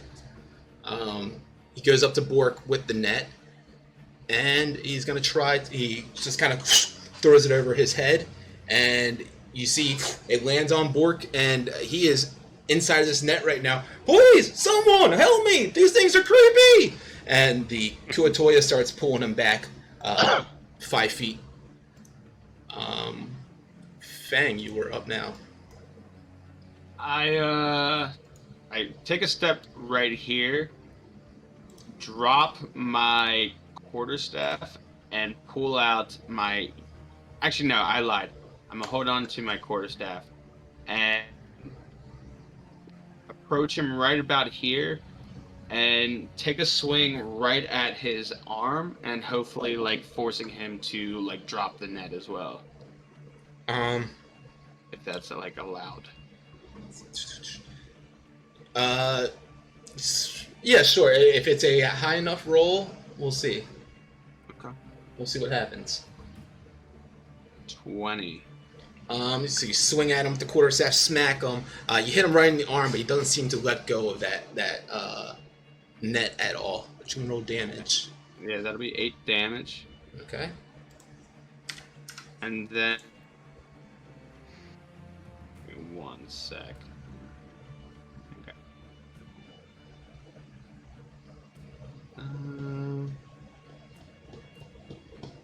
Okay. Yeah, and I'll swing again. Okay. Ooh, 18. 18 will hit. And I'm going to expend one of my charges on my wolf ring, but wolf Sure. bite ring. Sure. You got it on too. So that'll be an extra 2d6 piercing damage, and then he has to succeed on a DC 15 strength saving throw, All right. or else he'll be knocked prone. So let me roll for damage. So 10 bludgeoning, and then 2d6. Yep. Nope. That does it right there. As you just smack him Nice. again, and the fish face just kind of goes crooked sideways, and the net just kind of pulls Bork down with him a little bit. Bork tries to make sure he stays up, and he does with a 19 on the dice, and just throws the net off of him real quick. Hey, thanks, Fang. Really appreciate that, buddy. Hey, no problem, bud. And that is my turn. Okay. Bork is no longer restrained in that net. Solrak, you are up now, with advantage on your first attack. So I'm gonna run up to this bad boy. And you know what time it is, boys. It's a little bit of a demon sword here. Right. See what we got. Got it for advantage. Oh, give me that. Well, I'll add 10 to that 14. Well, it's a D8 that you roll, but the 14, yeah, the D8. 14 hits actually. Oh, cool. No, never mind. Yes. Sweet. Okay. But you can certainly roll your bardic inspiration if you'd like. Waste it. Never. Uh, So 11 well, plus. you're not raging. Oh yeah, never mind. It's a 9. That's 1. It's Cool. 10. All right. I'm gonna swing again here. Do-do-do. That one's so slow.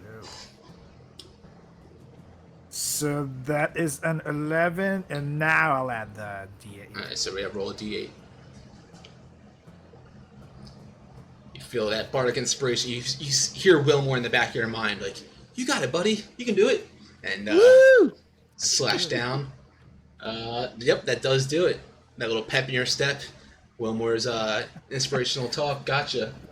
Little pet buddy. I'll take it. Demon sword. It is 6 plus 6 plus 5, 11. Nice.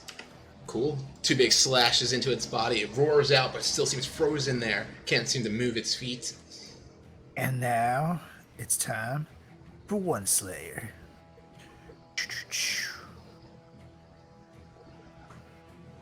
Come on, baby. Come on, baby. Ooh, that's a dirty 20. That'll hit. By the way, you guys like these minis I used like on this one and the oozes? How it looks like, Yeah. like a tabletop mini? Yeah, that was dope. 11 damage here. Very nice. Cool. 3 massive slashes into its body. You see that you've definitely grievously wounded it in different spots, and it looks like it's in pain, but still has a lot of constitution in it and still standing there ready to attack back whenever it can. Anything else for you? That's it. All right. Actually, no, never mind. I'm good. Okay. Actually, no, never mind. I'm good.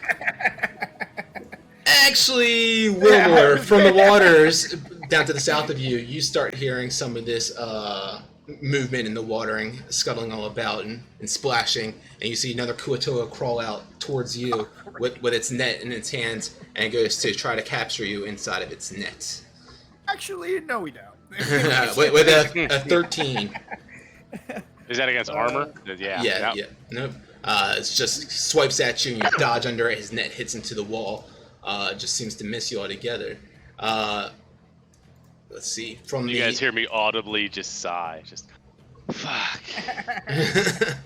There's another one seems to come out from the east side towards Fang and Bork again. This one goes to try to throw a net around Fang. With a 23. So this net goes around your head, and you are restrained inside this net, as he's just got you wrapped inside of it like a big old trophy fish. And go ahead and add the restraint condition to your character sheet. From the south again, Wilmore, you hear coming out of the water. Another one of these creatures comes up towards you with a net, tries to capture you again with an 18. If it meets, it beats. So he got me. He got you. Bing! That's a shield. All right, you throw up that shield. As soon as you feel that net about the crest of your head, that spectral shield just appears around you and blocks it altogether. Let's see. Up next, then, brings us back to the east side. We got another one of these Kuatois, but this one seems to be holding not a net, but has one of those pincer staffs in its hand as it comes out towards Bork to try to grab him with his pincer staff. But the 8 will not do it, so that leaves Bork now. And Bork just goes up right in front of him. He will... He'll cast Ray of Sickness on this one right in front of him and say, "Ooh, get out of here, you nasty things!" And that will hit with, let's see, 7 points of damage on him. Cool. Alright, and that brings us to the main guy, right in front of Solrak now. You still see him frozen a little bit. What's the save? 15 wisdom.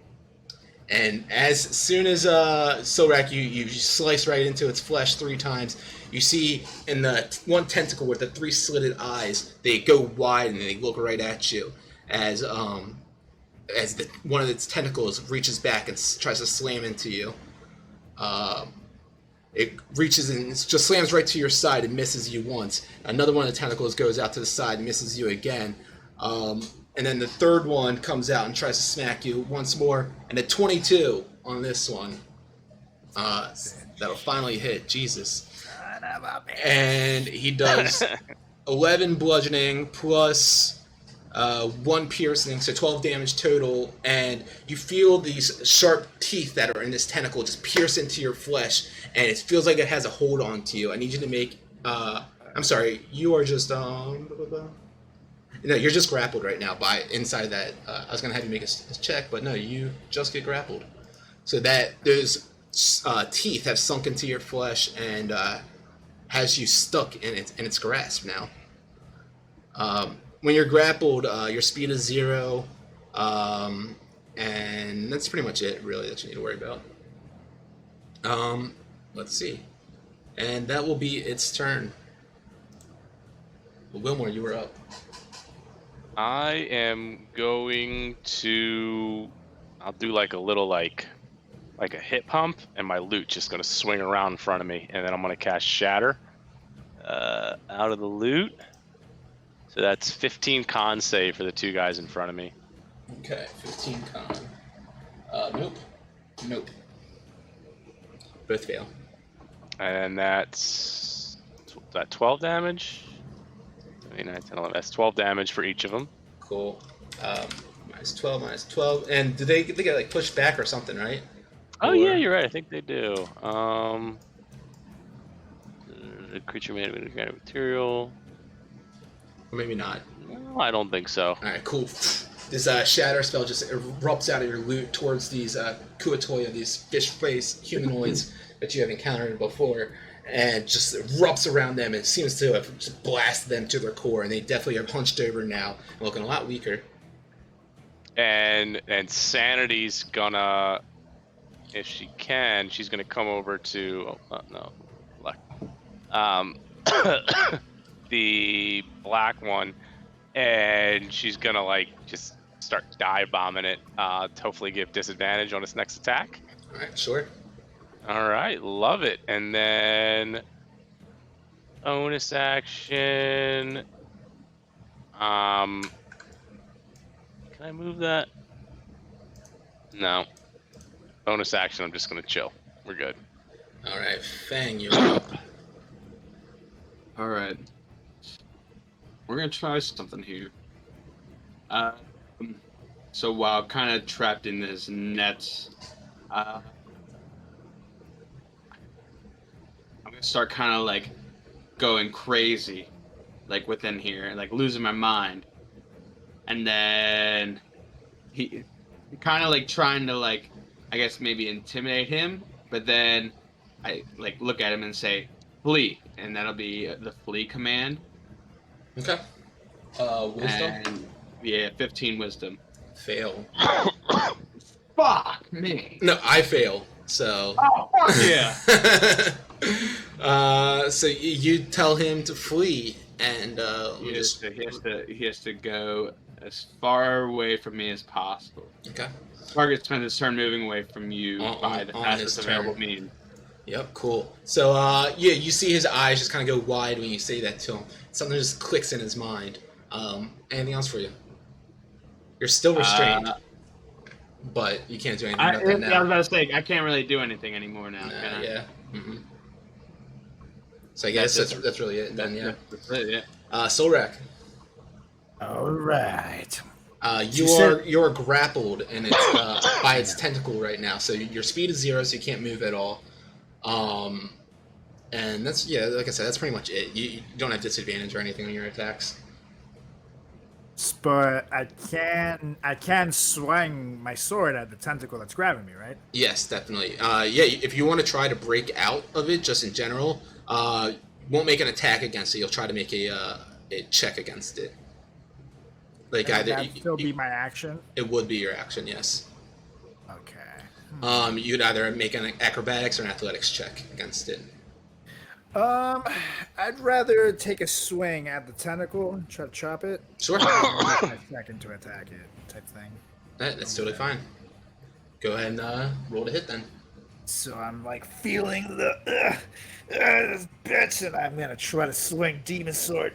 Let's see what happens. Come on, baby. Why are you rolling so slow? All right, there you go. 18. 18 hits, yeah. Cool. And then damage it up. Plus my fire. So 9 plus 4. 13 damage. All right, very nice. Slashing into its body. Rides down in pain just a little bit. And so now am I free? No.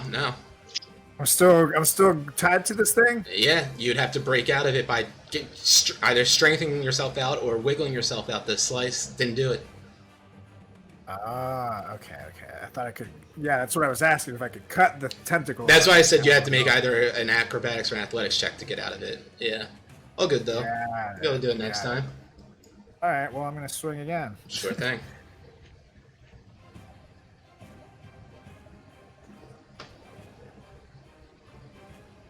17. That hits. Cool.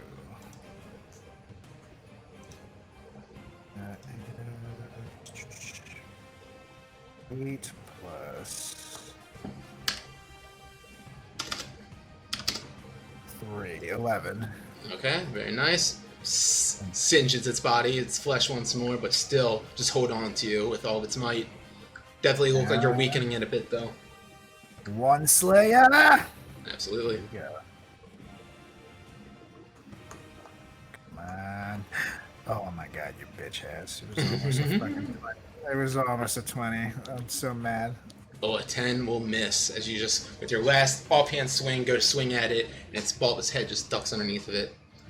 And I'm going to use my second wind to regain some health. That is a bonus action, which you just did. Okay, then never mind. All right, so this yellow one is yellow Kuatoya is up now. It's going to just pull. Yeah, it's going to try to get Wilmore with its net once more. 15 will not do it though. Yep, just able to nimbly get out of the way of that. This orange one is up now. It looks at Fang, net in hand, Fang and net, and just releases the grasp of the net and begins to run away as quickly as he possibly can. You can take an opportunity attack if you like. Even if I'm restrained? Because he is... Yeah, I'm going to say no, actually. You're right. I was going to say, because you're still in the net, but he's not holding onto the net anymore. Yep, so Bork misses his attack, though, unfortunately. Okay. Let's see. Whoops. This dude next to Wilmore is up now. Goes to swing at him, and a 13 will not do it either. Just elusive. Elusive as hell. This one larger Kuatoya now looks like he's maybe leading them with the pincer staff in his hand. He goes to with Fang right there. He's gonna go attack Fang with advantage. 19 will hit, or plus 4. So yeah, 23 will hit. Yeah. So he goes to hit you and only does 4 points of piercing damage into you. Bork up now will, oh man, do I want to do this? Yeah. No, he's gonna go, let's see. Yeah, he's gonna yell out to Solrak, buddy, hold on in there, you're doing just fine. And that's a healing word. He gives you 12 points of healing back. Ooh, thanks, Porky. And as soon as he yells that, you feel the tentacle that's grasping you start to lift you up into the air. I need you to make a Constitution saving throw. Has he done? Is that an action? Has he done the curse? He's done the curse. He got out of the curse last round. Or is it every round until the spell? You don't get out of it. It's just you don't get the effect. Roll a 17 on the dice. On that one, so yes, okay. he's so out of it. Yep. Well, yeah. 12. for the time being. Cool. For the 12. round, yeah. He goes and lifts you up now, grasping his tentacle in the air, and slams you into the ground right in front of you, doing 9 bludgeoning to you. And that, with that impacting you onto the ground like that, it has left you stunned. So you're incapacitated currently. You automatically fail strength and dex saving throws, and any attack against you has advantage. And with that, he picks you back up and he starts moving you towards his sharp maw and to try to bite into you.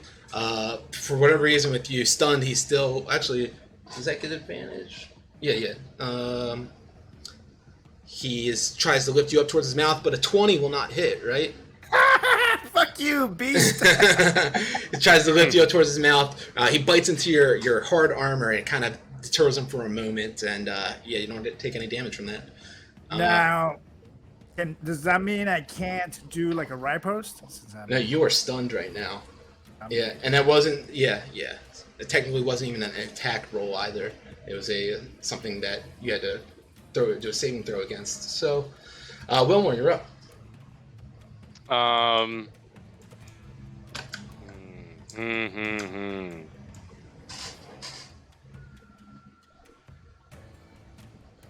Solrak's looking good though, right?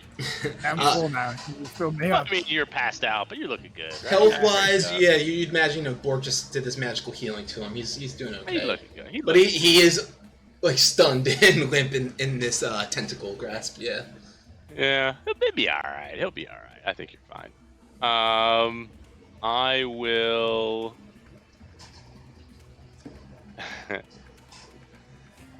Nah. Nah. Yeah, I'll put my hand on Fillmore's head again and give it a little rub and cast another chilling touch to the guy right in front of me. Okay. 19. That will hit.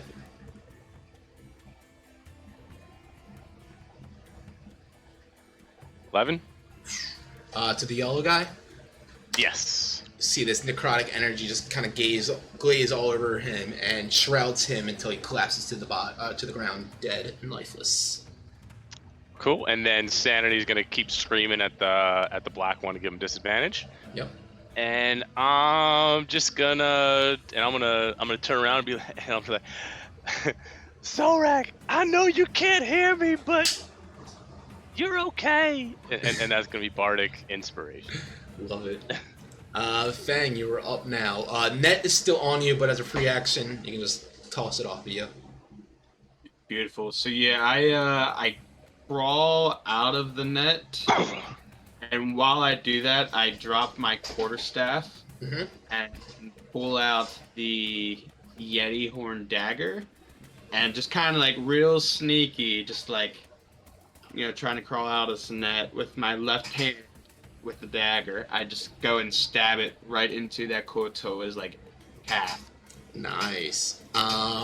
Okay, so roll to hit on that, and then I have to do a Constitution saving throw if it hits, right? Let me make sure that is correct. Yep, DC 13 saving throw. Oh, yeah, if you want to expend a charge. If I want to expend a charge, which I don't want to do. Okay, so you just kind of... Actually, I lied. I do want to expend a charge. All right, so you roll to hit. 11. 11 will just hit. Holy shit. And it's a con save, right? That's what I said. 11 piercing damage. Yeah, and it'll be a con saving DC 13. He rolled 13, exactly. That rat. So is it half of that damage? Of the extra damage or whatever? Extra damage. Is that what the con is for, or is it for something else? On a failure... Oh, they paralyze. No, they... Gotcha. Yeah, it was just to paralyze them. Cool. So you go pierce into him once. That was one attack on your action. Yep. And then I stand up, look over at the thing that's got Solrak grappled, and I go to throw my dagger at that. Okay. Go ahead and make an attack roll.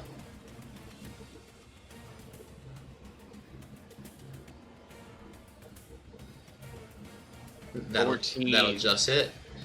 Oh, and I'll expend a charge for that one too. So con save for me, Yep, so 9 damage on him. and I rolled a 6 on my con. Yes! Nice. So he is paralyzed That is correct. for a minute, Ooh. and then they can remake their saving throw at the end of their turn. Very nice. So this dagger flies across this chamber, pierces into the body of this beast. And Sorak, I mean, you're stunned. You can't see much going on here. But Fang and Wilmore, you just see the eyes on this thing just go wide, and it just becomes frozen in fear, and just from this this energy of the Yeti piercing into its body. Did they let me go? Paralyzed Crit City, right? It is a paralyzed creature, incapacitated, can't move or speak, automatically fails strength and dex saves. Attack rolls have advantage against it, and any attack within 5 feet of it is a crit. Wait, did it let me go, or are we both like? It will say that you are still stunned, but yeah, you have been dropped onto the ground currently in front of it. Not grappled anymore, at least. Yes, you're stunned though still.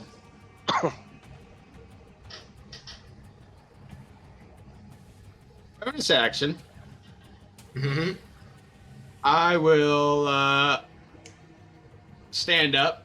Well, actually, I'm already stood up and just got my 2 fists up, and then I give him a quick 1-2 jab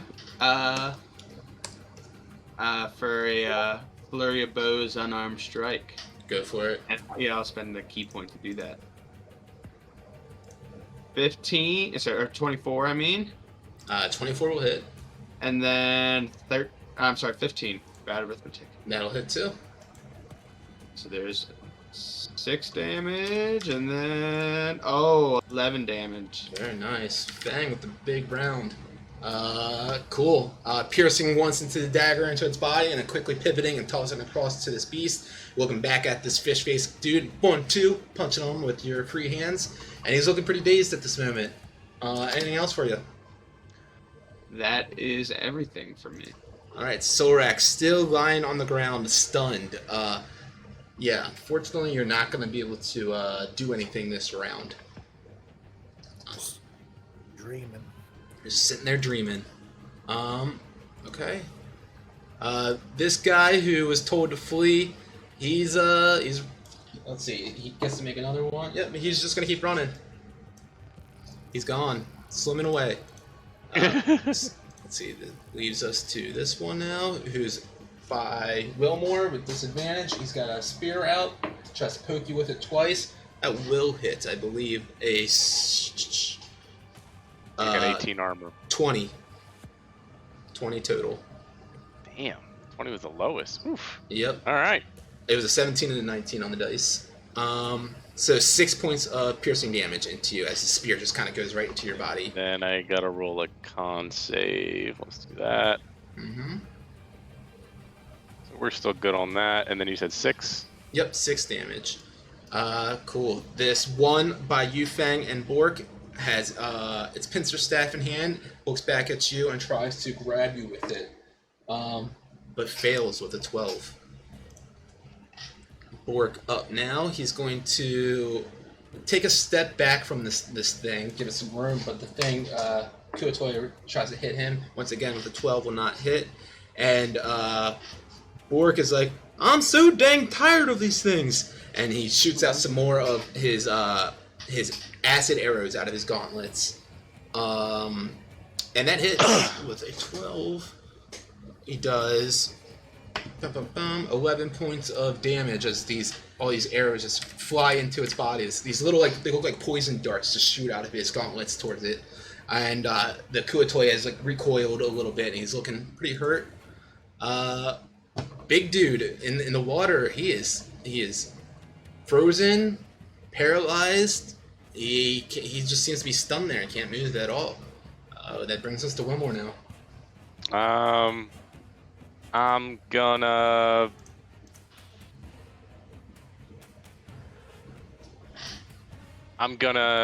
Just turn around and I see the guy over there, and I'm gonna just sprint over, take the hit, and I'm gonna go over to like right next to him.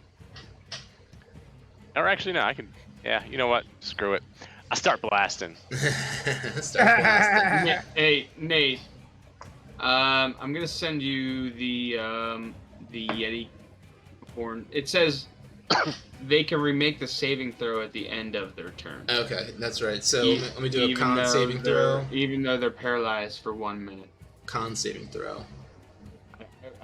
I believe me. I wanted to let Chanson go, but Thank you. Well, I rolled a natural 20 on it, so he is no longer paralyzed. It's good to know. In that case, I do not start blasting. He is, right in front of Solrak. He wasn't able to take an action or anything. Solrak laying down on the ground, stunned in front of him. Yeah. Let's You guys saved Solrak, right? How am I gonna save you? Can't save you yet. We're Yeah, getting yeah. there. Everybody else is gonna save you. I'm gonna So you guys go pull him over, right? I'm gonna chill touch the guy in front of me. All right.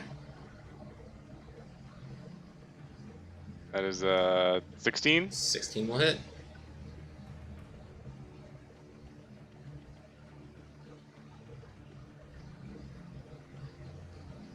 Nine. And once You more, dead? that necrotic energy just shrouds over its body and just collapses dead. Starts doing a little flopping fish movement on the ground there in front of you, and then just seizes altogether. And then I'm gonna like run up here, and I'm gonna like take my pants off on the way there, and I'll just be like blah blah blah blah blah blah blah blah blah to kind of create a diversion. And Sanity's gonna swoop in and like just I don't know, do crazy bird shit, and hopefully create disadvantage if he tries to attack me. Okay. All right, Fang, you're up. The one Kuotoya that's kind of right near you, he's looking pretty weak with a bunch of poison darts sticking out of its body. Yeah. What do you want to do?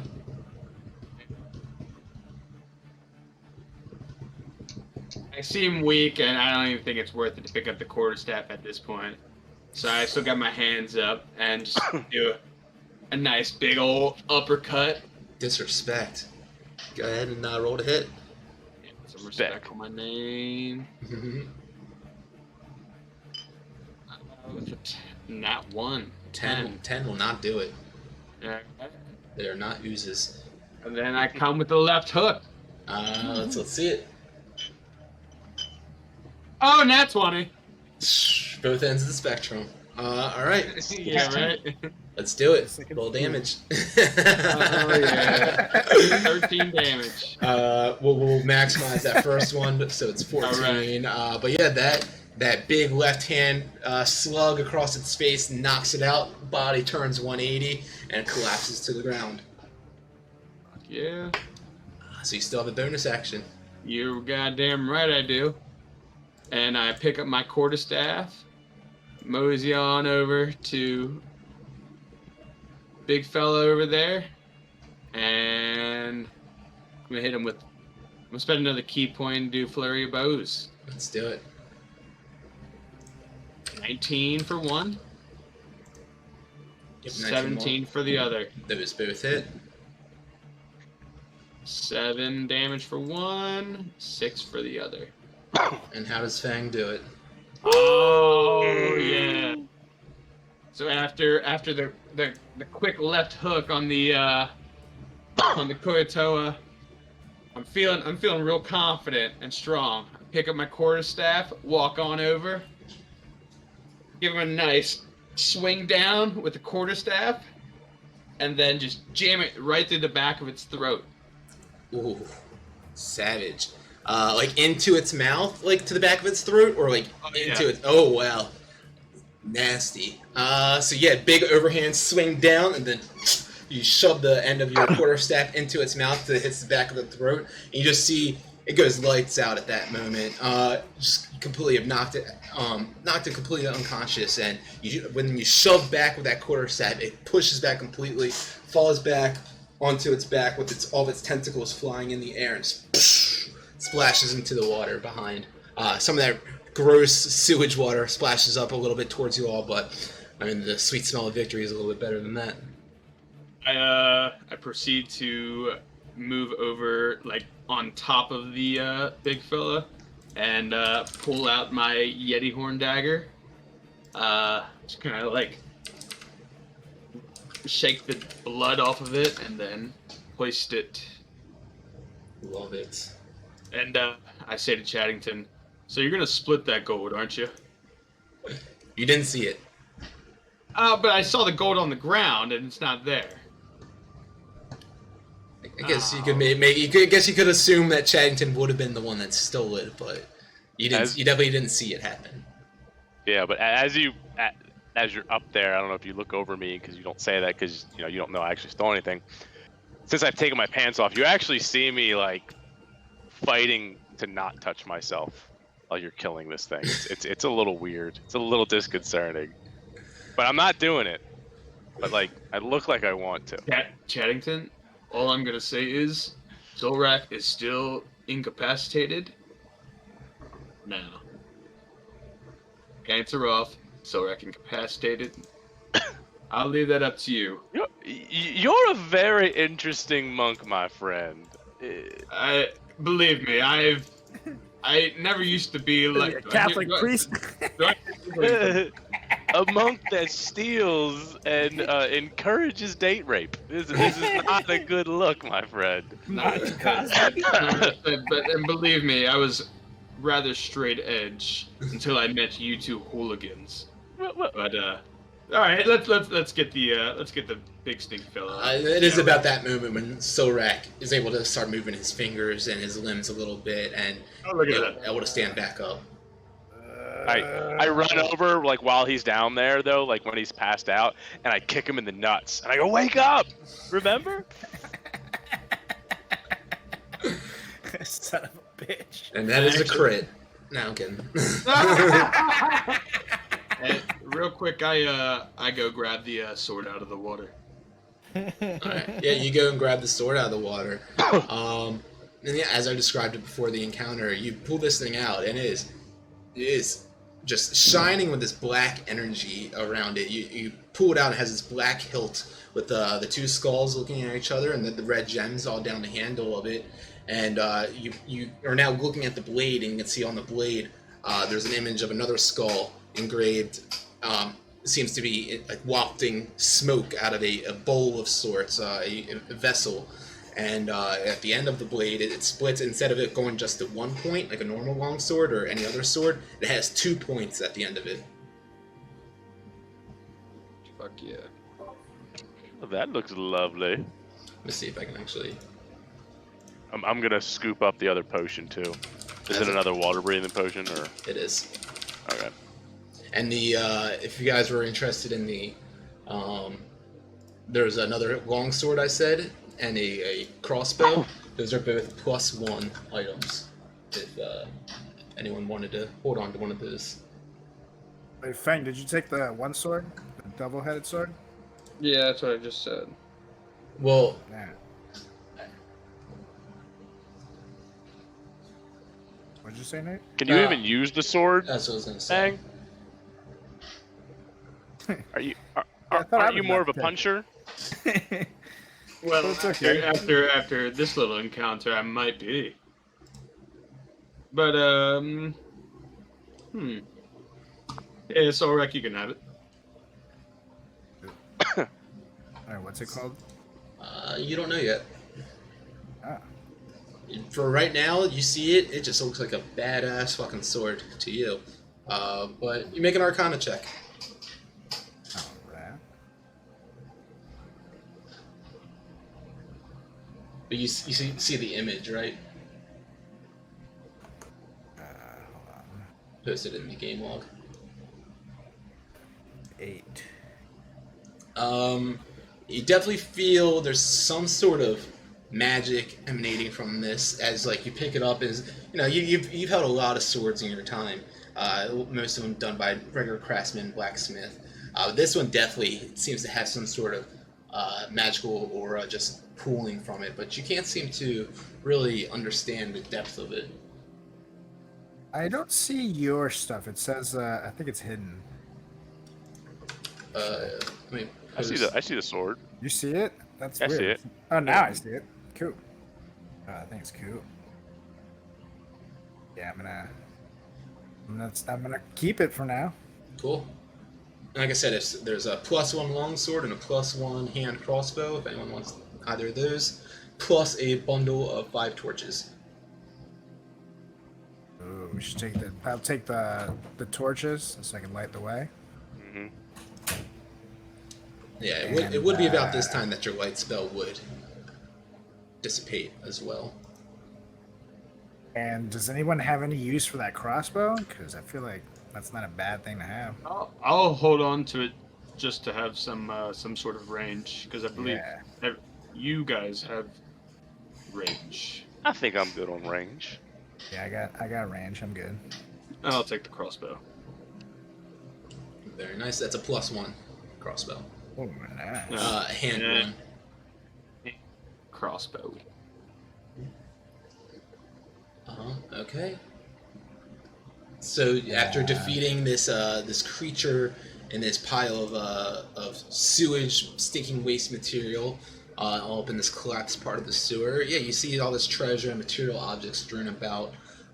Makes you imagine, you know, probably this thing was feasting on some people that came in here.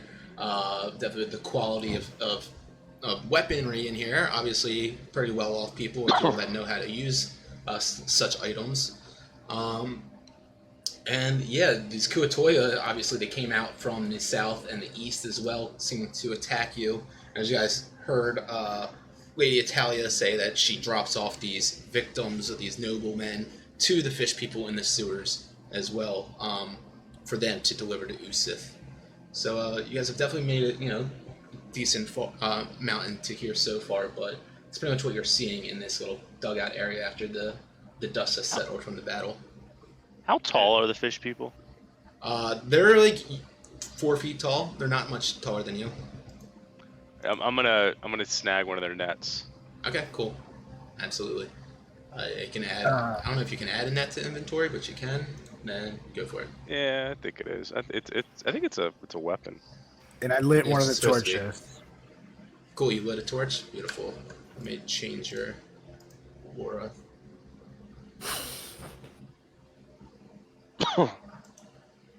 Actually, it's the same aura, so we're all good. Cool. So Solrak now has the light spell has flickered off of him and has pulled out the one of the torches and lit that up, and it's ready to guide the way for you all. Cute. So I have a torch in one hand and demon sword in the other. Right now. Love it. Okay, well, let's get out of this room here. Something else. Borg looks at you before you get going. Hey, you guys all feeling okay? We took a couple of bumps and scratches in there. Anyone need any sort of healing done? Well, if you're offering, Well, I can. Do you think maybe we could just take 5 for a little bit? Take a little rest? I mean, this seems like a nice place. It's not a bad idea. I'm not sure about that, guys. I mean, we can certainly give it a try, but I guess there are fish people around. I've got some things on. You know, I can do some magic on you. It's not a problem. Actually, Bork, yeah, I'll take a little healing. Just realized I took some damage. All right, let's see. So, Bork's gonna do a mass healing word then. Heal everyone up. He's gonna heal everyone for 6. Sweet. As he fidgets around with his gauntlets a bit more, you guys just see this white aura just kind of shoot out of it and cover your bodies, envelops your bodies fully in this warm light, and you feel a little bit recovered from that. By the way, I look over at Bork's cool gauntlets and I say, by the way, Bork, how much time is left until my babies are ready? Oh, well, I would imagine we have to get out of this sewer sometime soon before I can get back working on it. But I would imagine if we're out of here safe and sound tonight, we should have it done at some point tomorrow. Ah, so he does take breaks after all, doesn't he? I could stand back and not help out in these fights if you want me to keep on working. That's not a problem for me. I don't want to be fighting no monsters, that's for sure. Well, we'll see how tough they are. In the meantime, stick with us. Well, I mean, that thing is pretty tough. There's Odios back there, that beast that Fang just killed at least. They're pretty tough. Yep. It was light work to say the least, Borg. Let's get out of here. All right. So lead the way then. So I'm gonna go through this way. Okay. And I go through this little corridor left. As you get down there, you see that central part once more, where it seems like it's a filtration system for the whole sewer area. And hold on, let me get my sheet out of the way so I can see. I'm gonna Keep going right. I think that was there was another corridor down that way. Yes, that's true. Yeah, let's do it. Okay. We'll begin heading on to the east then. That's what you meant, right? Mm-hmm. Yeah. All right, and yeah, once more you see that one bridge that heads south and the other that heads east. As you get up here a little, you can see there's just another one of these hallways. It looks like same kind of passageway. It just keeps on going down to the east if you were to cross over that bridge. Well, gents, I say we keep going east. Sounds like a plan to me. All right. Yep. You get up to this bridge, and it looks like it has some of that like moldy, rotted out pieces of wood on there. But you look underneath, and there's been some reinforcements put on there, so this bridge is pretty sturdy to walk across.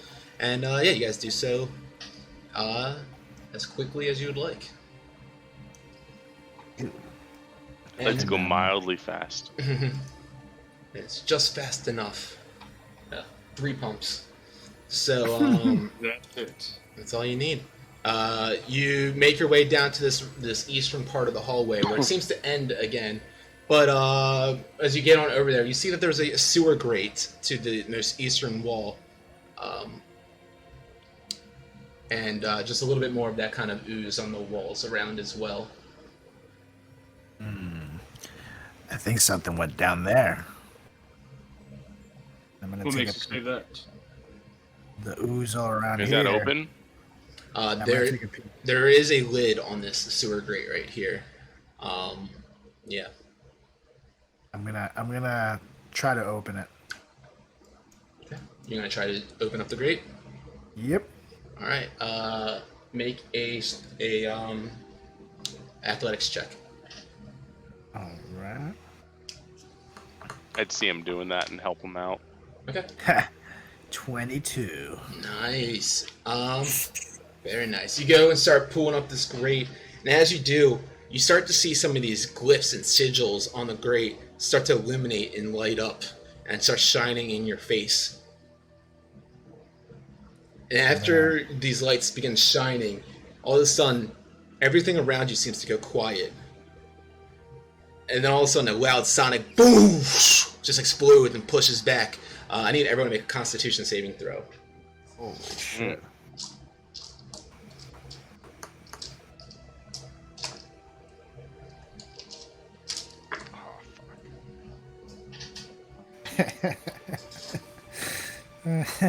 Sorry, guys. Solrak rolled a 23. Bork rolled a 23 also. All right, so He's got to work in my gauntlets, right? He needs to live. Wilmore and Fang, you guys both take 10 points of damage and are thrown back 10 feet. So you pretty much just slam back into the wall that you're in up against currently.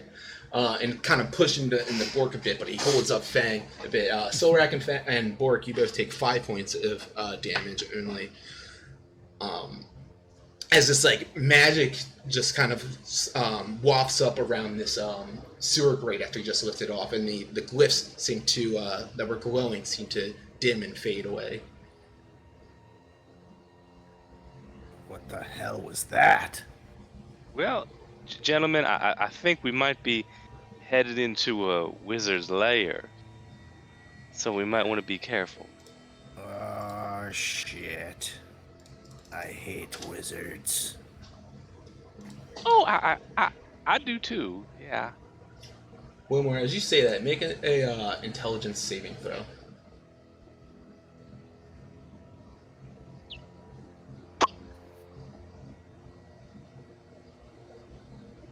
Big 9. Big 9. Gotta love to see that. Okay, so yeah, you guys can keep going. All right. Do you think we should try again? The I think we lid took it the lid has Yeah, I been got the lifted lid off. off. Yeah. Yeah, so let's go down there. Let's hold on a second. Where'd Sanity go? There she is. Sanity kind of flies in first. I don't know if it's too dark to see anything.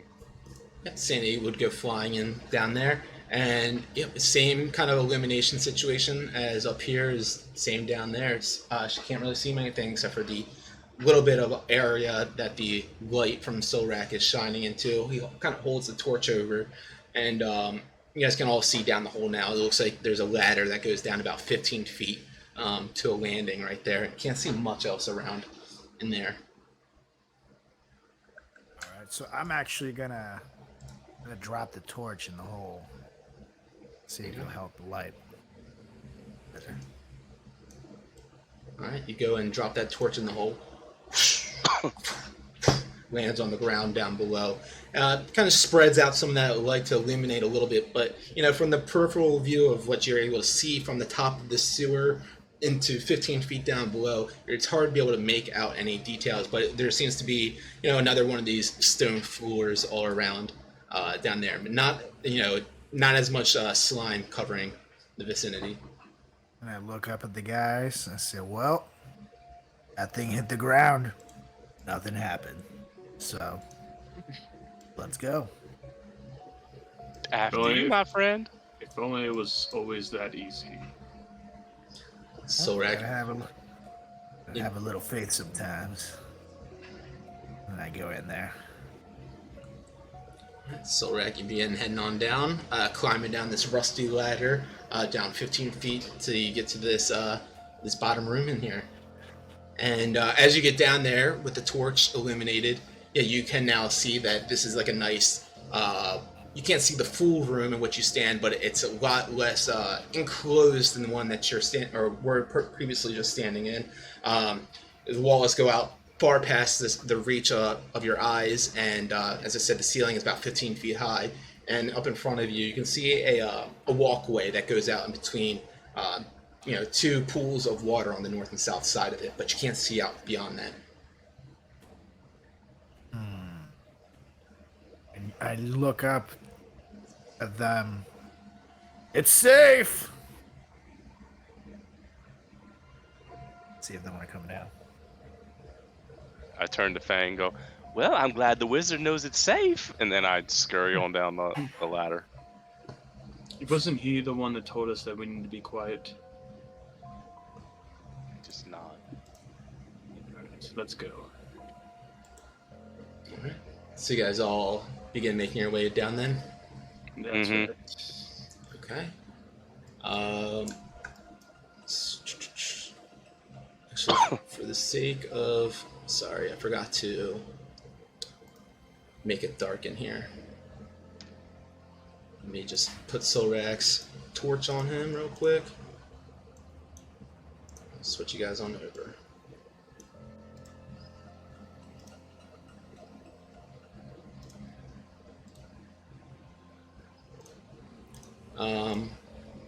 Anything about Manscaped or something you want to say, Carlos? Well, you can actually save 20% and get free shipping on all Manscaped product by using promo code FRATCHAT. Use it, and then listen to my podcast. That was enough time. Podcast. You're over.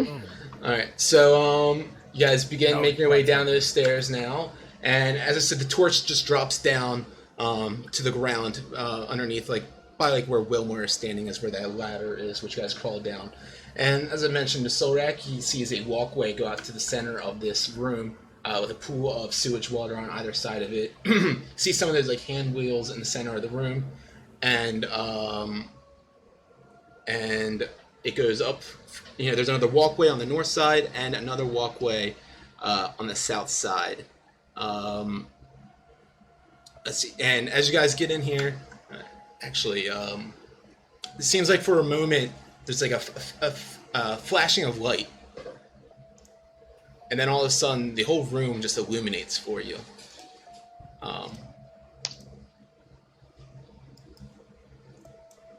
Boom, boom, boom. What was that? And you see on the north and south walls, there's these two large fish-like monstrosities with large fish-like tails and tendrils coming from their demonic faces.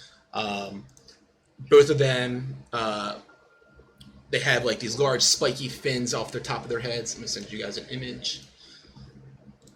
It's always fun to look at these. Yeah, they have these large spiky fins cresting on their heads and wrapping around their arms and slimy shoulders and down their arms until you guys see these large claws on which they're holding a harpoon, and then in a blank stare, just kind of looking outwards, not even looking in your guys' direction at all, just standing next to two hand wheels. And guys, on the eastern side of the wall, you guys can see a stone structure with a rusted door on it. And as soon as you guys get in here and start looking around a bit and kind of start questioning this room, you hear a voice telepathically in your heads. Welcome, my friends. I apologize for the unpleasant locale. If you would step into my office, I have more suitable accommodations for a private discussion. And I apologize if my pet Frederick gave you any troubles on your way in. Frederick? That's what you call them? Yes, Frederick. He's my tentacled buddy upstairs. Oh, well, how close are you to this Frederick? Is that your buddies? Yes, Frederick he's my pet. We've we're quite tight. Oh. Then I scream out, "Do you have any tea?" While this is going on, purposely. Yes, yeah. There's tea, of course. I can put on a pot of hot water in the office back here. Please. Oh, feel free to join. Let's just go in, guys. Let's go. Shall we? And I'm giving them all a look like I don't say anything. I was like, Solrak and Fang both make intelligence saving throws.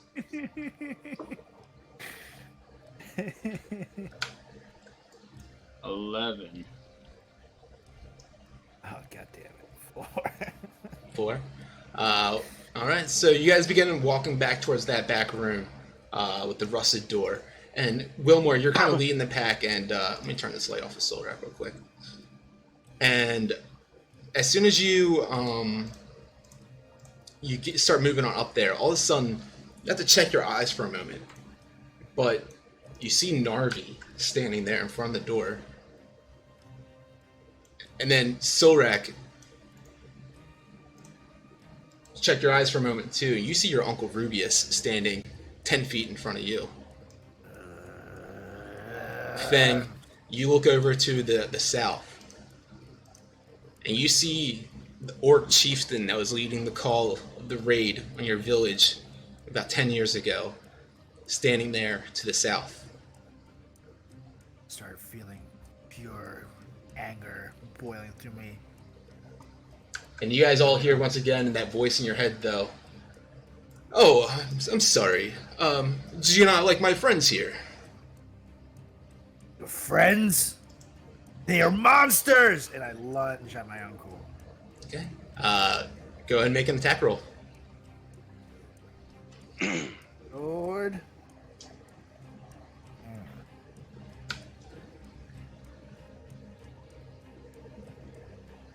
You go to a lunge at your uncle to attack him, and he just sidesteps out of the way, and you just kind of bulldoze right through the air right there, and he moves right back and looks at you and says, "Nephew, you're always the insolent one, terrible with the sword in your footwork. You could never hold the throne. Your father would always be ashamed of you. I did you an honor, trust me. And you should have accepted your fate that night. You should have died and burned with the rest of them." Quiet! I scream at him and I try to lunge again. You try to lunge again, and this time he's ready with a sword in hand as well. As he sidesteps you, and he goes to pierce up at you. A 6 or 20 won't hit, right? Nope. No. Alright, so he goes to pierce through you as well, and doesn't seem to connect at all. And then in that moment, he looks at you and says, "Your time will come, nephew." And he vanishes in front of you. I look back up. Where is he? Bring him back right now! You just hear a burbling laugh in your mind. No one else hears this except for you. Just a deep, almost alien-like laugh. Narvi begins walking out of the this room and towards Wilmore, with a staff in his hand with a black crystal on the top of it. I just walk right up to him. Fancy. You wizards and your head game.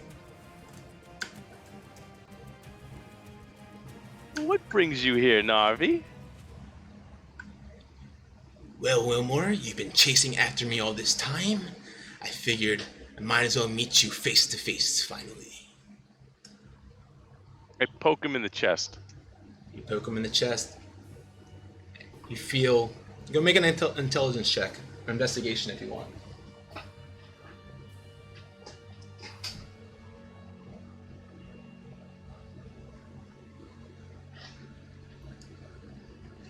Is that a 17? 17. Yep.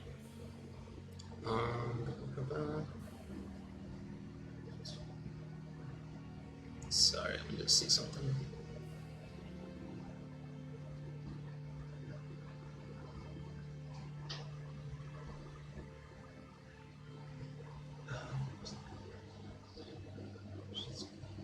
Okay.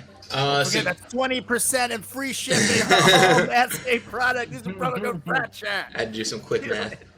Alright, so yeah, you go ahead and you push your finger up to Narvi, and your hand seems to go right through him, and he looks down at you and just laughs and says, "If you were this close to me, you'd feel the pain and the burn of the Ducium." And he disappears as well. I turn around and I just kind of yell, It's just more wizard tricks, my friends!" And I start walking towards the door, and I'm going, "Where's my tea, buddy?" You yell out, "Where's my tea, buddy?" And you hear that voice in your head once more. This time it comes a little bit more otherworldly in your mind. It kind of echoes and reverberates and has like a bit of like static hiss to it. It says, "If you want your tea, come and get it right now. We'll have plenty of water in a moment." And all of a sudden you look up to the north and the south, and you see those fish-like folks seem to have something strike in their minds, and they reach over to the hand wheels. And in that very moment, you start hearing something breach the surface. I hustle into the... I run over here and try to open up the door. Okay. You go run over there to open up the door. The door is unlocked, and you go to open it up, and there's no one inside. There's a table, a stool, and a footlocker, if you will, and you don't see anyone in there. And once again, you hear that kind of alien, otherworldly laugh in your head. They're laughing because you don't get the greatest, latest deals at Foot Locker. It says, "You fools! Now you must suffer." And you see the Marrows, these fish-like folk, start moving the wheels on each side of the wall, And I'm gonna throw you guys an initiative tracker. I'm gonna roll initiative.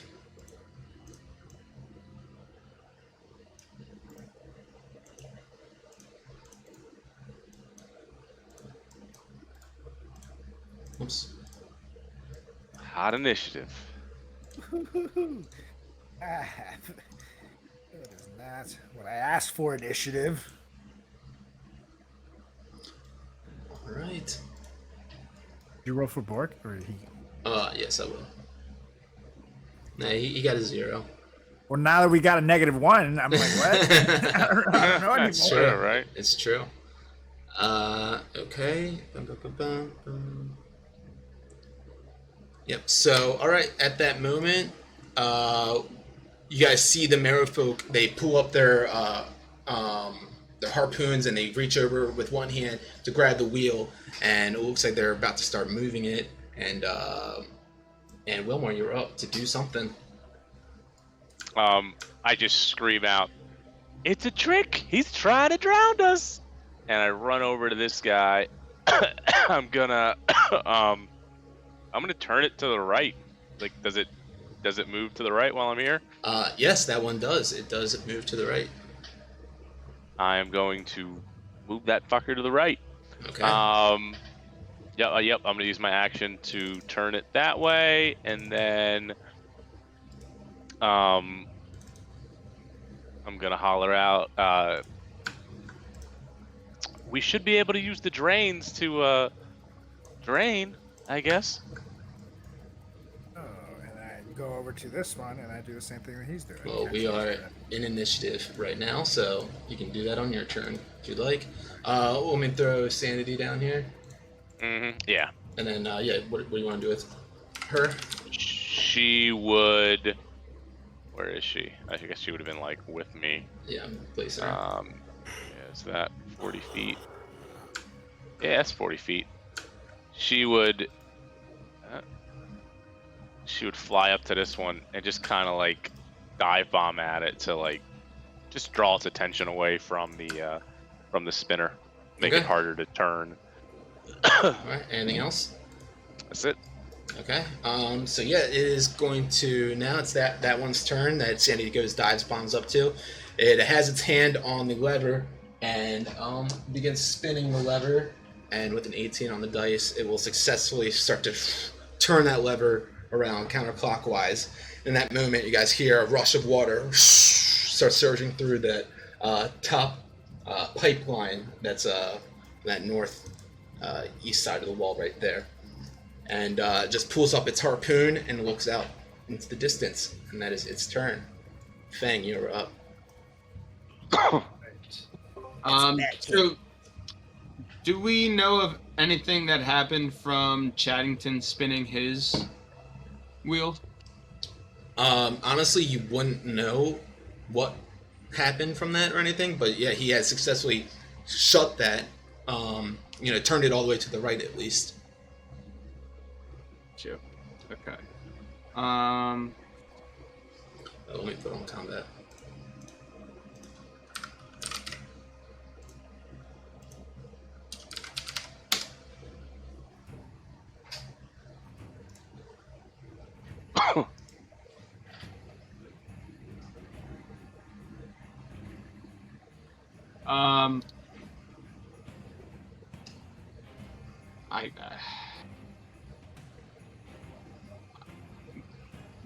I will move over here.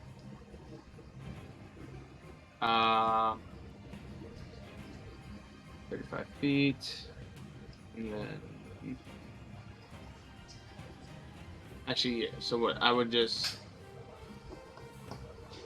move again. 20. Alright, so yeah, I dash... right to about there. And then... Can I use a bonus action if I dash? You can dash as a bonus action, right? Can't you? Yeah. Never mind. So yeah, I mean, you use your bonus action to dash then, and then you can use your regular action, right? You just have to spend a key point. Actually, wait. Yeah, spend a key point for Yeah, Step of the Wind. yeah, but no, honestly, I'm just gonna.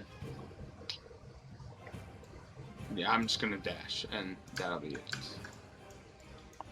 All right, you don't want to take an action? Not at this moment. All right, sounds good.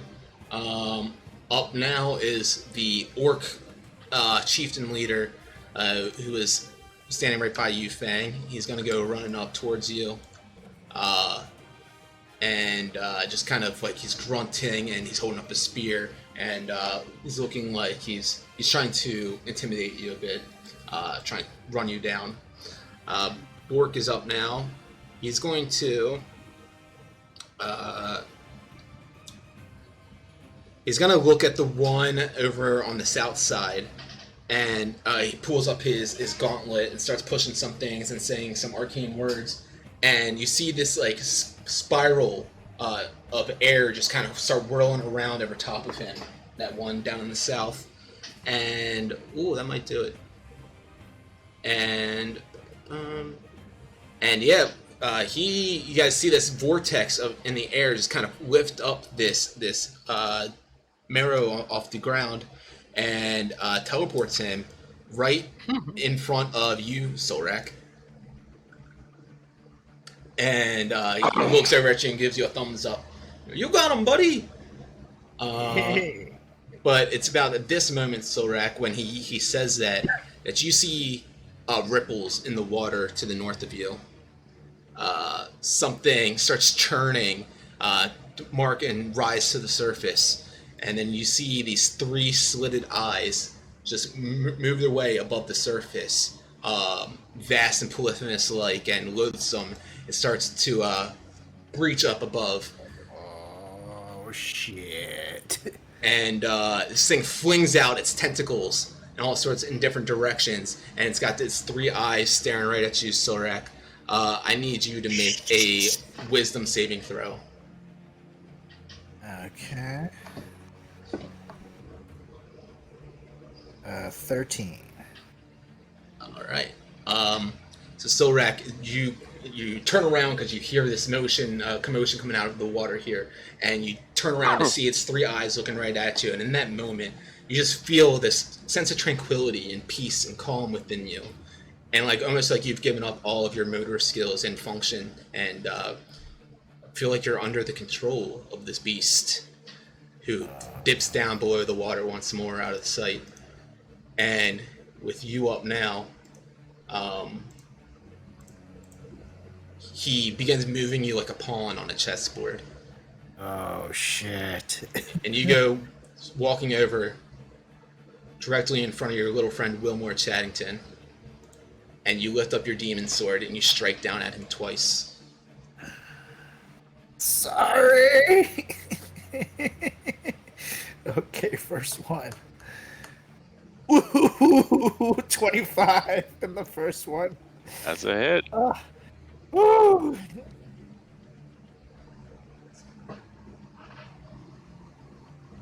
believe it's 9 plus my fire damage. Man, I'm so sorry, dude. 11 damage on the first one. Ooh, 19. It's a 26. At least it wasn't the one slayer. Shield. Wait, you used the shield? Did that work? Yeah, that doesn't hit. Or it's 9. What was it? It's 26. What's 26 total? Oh, 26. Oh, never mind. I thought you said it was 19. Yeah, No, 19. that hits. Okay, let's see.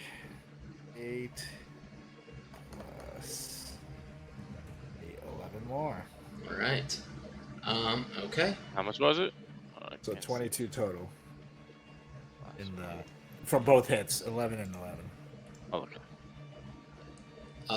This marrow is up now. It looks over at you, who just ran away from him. Actually, he would have taken an opportunity attack at you, which misses. And then he begins moving back towards... actually, he's going to dive into the water. He's going to swim up the ledge. He's going to make his way back on over here, right up to the edge. All right, so it's 11 o'clock. You guys want to do one more round, or? Yeah, one more round. All right, cool. One more. I Wilmore. can't fucking do it. Wilmore, you are up. One more round. I mean, we can keep going as long as you guys want, but I know 11 is your. Nah, I've only got like one more. Yeah, I Yep. gotta go. I'm just trying to think. I don't want to kill him, and I don't want to run away. Oh, I'm sorry. Also, so because your initiative count 20, at that moment, you guys also feel a surge of water starts rippling up underneath your guys' feet and off the in this pool here, and a large wave just whoosh, splashes on over the deck, over the floor, and tries to knock you guys over. Anyone that is in within 90 feet of it, which is everyone. So I need everyone to make a strength saving throw. Strength saving throw.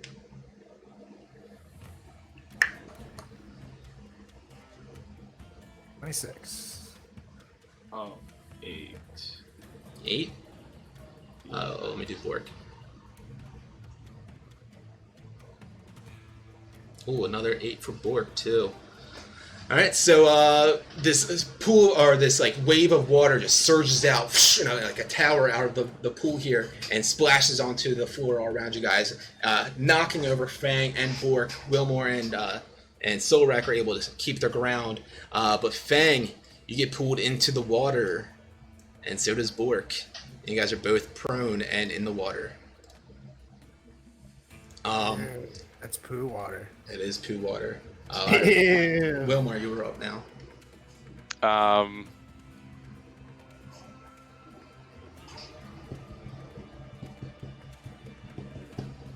I scream out, all right, gentlemen, it's a trap, time to go. And I turn myself into a giant ape. I grab Solrak and I squeeze him just a little harder than I probably should. And I run to the door with him. Okay. I can go 40 feet. Seth, the giant ape, doesn't have a picture. Oh wait, it does. I added one. Nice. Yeah. So you can go 40 feet, so you can get right here. Yep. So I've got Solrak in my hands. And I'm over here. And then can I like throw him against the wall? Sure. Make a strength check with the gorilla. And I'm gonna. The Oh giant ape. god, that's. What is it? It's a +6. Yeah, I will. You have access to that token. If you right-click that token, you can roll from it if you want. Right click. Open my stat block. Beautiful. That's very convenient. Fun. So I'm gonna throw him against the wall to try to like shake the charm off of him. All right, yeah, you throw him with a solid 10. Just kind of. It's not the strongest throw, honestly. He barely connects. Doesn't do any sort of damage to him at all. Doesn't seem to shake him out of it because it's wasn't quite tough enough. Anything else for you? I'm an ape now. Ooh, ooh, ooh. Sanity. Sanity is going to fly over to. Yeah, fly over to Fang, and kind of like show him how to get out of the water. Give him a help action. Give him help, sure. Alright, so I just drew some lines to remind you guys that this water is starting to flow into here, out of that pipe right there. Alright, so Fang, you do have advantage on that. But now this Marrow is up. He's got his harpoon pointing right at you. Whoops, didn't mean to do that. That was me. Pointing right at you, Fang. Just kind of looks like he's waiting with a dead stare in his eyes. And you are up, Fang. I climb out of the water. All right, yeah.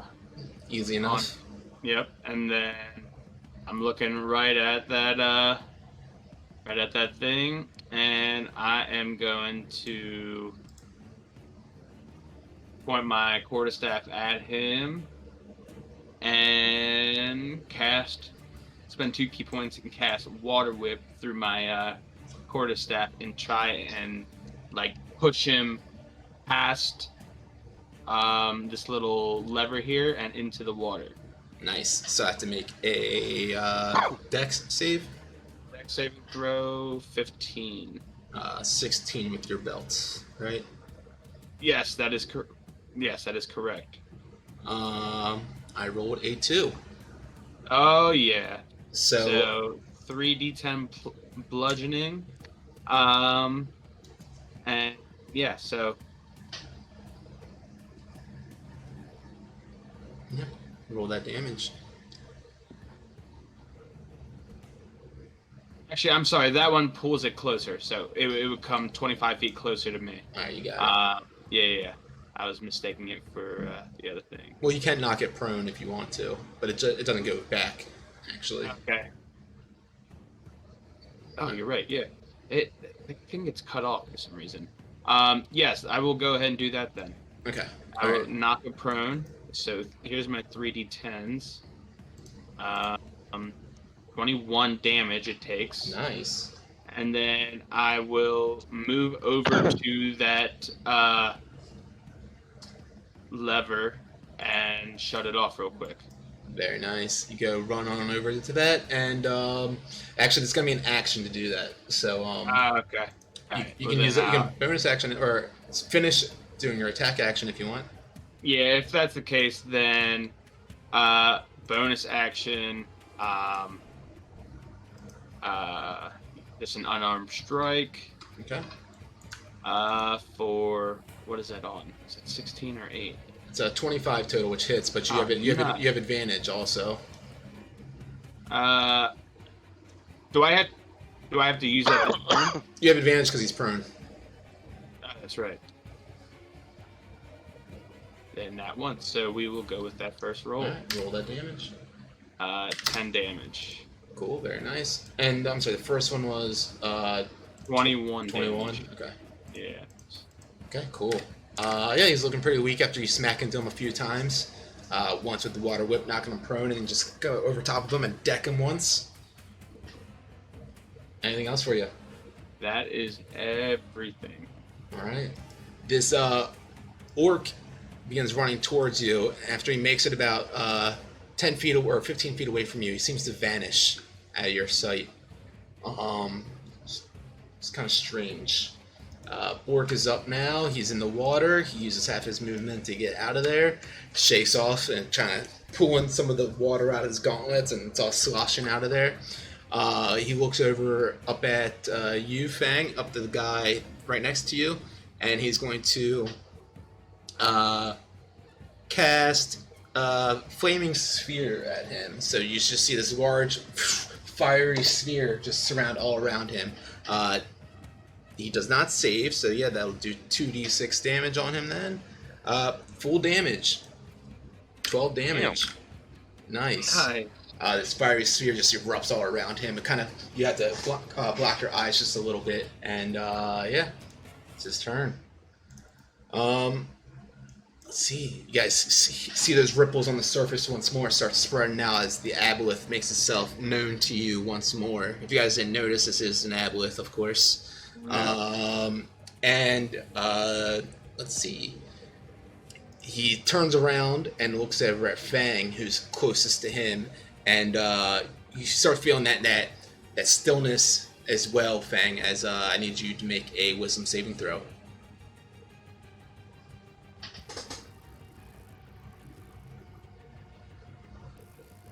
$18. And you look at its 3 slit eyes and you kind of just smirk and shake your head at it like, not today.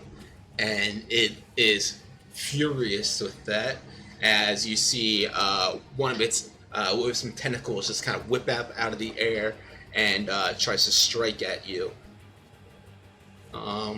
Gets just a little bit closer. Dun, dun, dun. And a 12 to hit will not do it. Nope. As the tentacle just misses, it looks at you with its eyes. Almost like a, you can tell that it's like it's irritated as fuck at you right now, and it's coming back, and it just dips below the surface and disappears once more. Solrak, make a intelligence or wisdom saving throw. After you get thrown into this wall and kind of shake yourself a little bit. 15. And you seem to shake yourself out of this grasp that the aboleth has been putting on your mind. Unfortunately, that is going to be your turn, though. But you are out of this enslavement. All right, and I hope last, I didn't hurt anyone. As you see this giant gorilla just completely healthy and not harmed at all, and angry at you. it's the best like healing spell of them all. All right. All right, so this Marrow, he pushes himself up onto the ledge, and begins cranking that hand wheel, and you guys hear that water begin rushing on into the south side. So it is not currently on the north side; it is just on the south. And So the north side got turned off, or did Fang turn it off?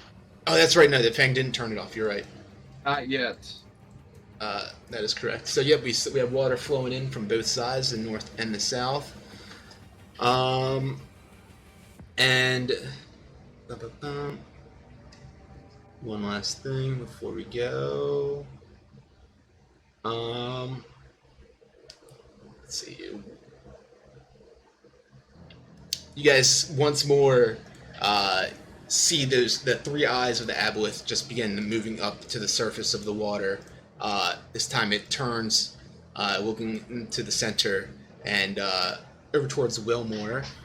And I'm sorry, towards Wilmore, and it's going to just do a tail swipe in your direction, which is a total of 24 to hit. That hits. So 3d6 does a total of 17 points of damage on you, as it then dips back down to the water down below. Well, let me do a con save and just 17. Oh yeah, because it's 10. Ah, well, no longer a big ape. And in that moment, as soon as that tail swipe smacks into Wilmore, you see his body just shrink down once more to his halfling self, and the ape is no longer there. You see Wilmore kind of looking around, a bit nervous and scared. Solrak seems to have his bearings on straight again. Fang with a Marrow on the ground in front of him. Handwheel still open on both sides and water rushing in from the north and the south. And aboleth dipping up and down from the surface of the water. And we'll pick up on Sunday when we play again. Sounds like a plan. Yeah! All right. Revenge will be had for the asshole that took over my mind. We shall see about that. You guys really don't understand. I'm actually leaving. I'm running up the thing and leaving. That's what I said I was going to do, and that's what we should do. So. I trust luck. you. I have to get out of here. I not that Fang knows who Luganj is, but I'm really hoping Luganj comes back somehow with this aboleth being involved. From the shit. I mean, I understand there's probably more than one aboleth in this area, but still. This is my corner, says the Solrak and Wilmore, make a history check. Or investigation if you want. Whoa. Go with history. Do history. Ooh, and that one. 13. 2. I mean, Wilmore, you had a brief moment in time in which you pledged a patronage to an aboleth, and after it looks up at you and smacks that tail swipe into you, you get a feeling that this is that very same aboleth that you guys have encountered before. Hmm. It's got that sensibility to it, that familiarity, It's got that feeling. that slimy tentacle feeling. And yeah, we will pick up there. I don't want to. God. Actually, one last thing before we do take off. Actually, Oh. one last thing. You're all dead. See ya. You guys see on the east side of the wall, over by where the brick room is with the rusted door, something else starts to surface out of the water there. You guys see this figure with white, gray, kind of mucousy flesh covering all over its body, and tentacles kind of going down off the bottom of it, and this long claws off this slimy hands, and has like gills on its neck and three slitted eyes, and it's in a humanoid form, but it seems to be much further past that. And as it lifts up out of the water, it's kind of levitating there for a moment. It looks over towards Wilmore and Solrak, and you guys get this strange familiarity sense from it, and it dips back down into the water once more. I'm definitely leaving now. And that's where we'll end it tonight. I'm right by the ladder. Right? Oh my God! Is it Sunday yet? Thank you, everyone, for tuning in tonight. We had a good crowd in here tonight. It looked like there was like 10 people at one point, which is a decent amount. 2 people subscribing. Thank you guys for tuning in. Happy to be back here with all y'all. It's been have not had a lot of combat in recent games that we've had, so I switched that up a little bit. Go a little combat heavy tonight. And I'm just realizing also that I got a new monitor, and it looks like it's blowing out all the color on the white in the stream, so that's fun. I'll fix that next time. With that said, thank you guys once more, and watch out for those goblins under the stairs. We'll catch you on Sunday. Peace out. All right. See you guys.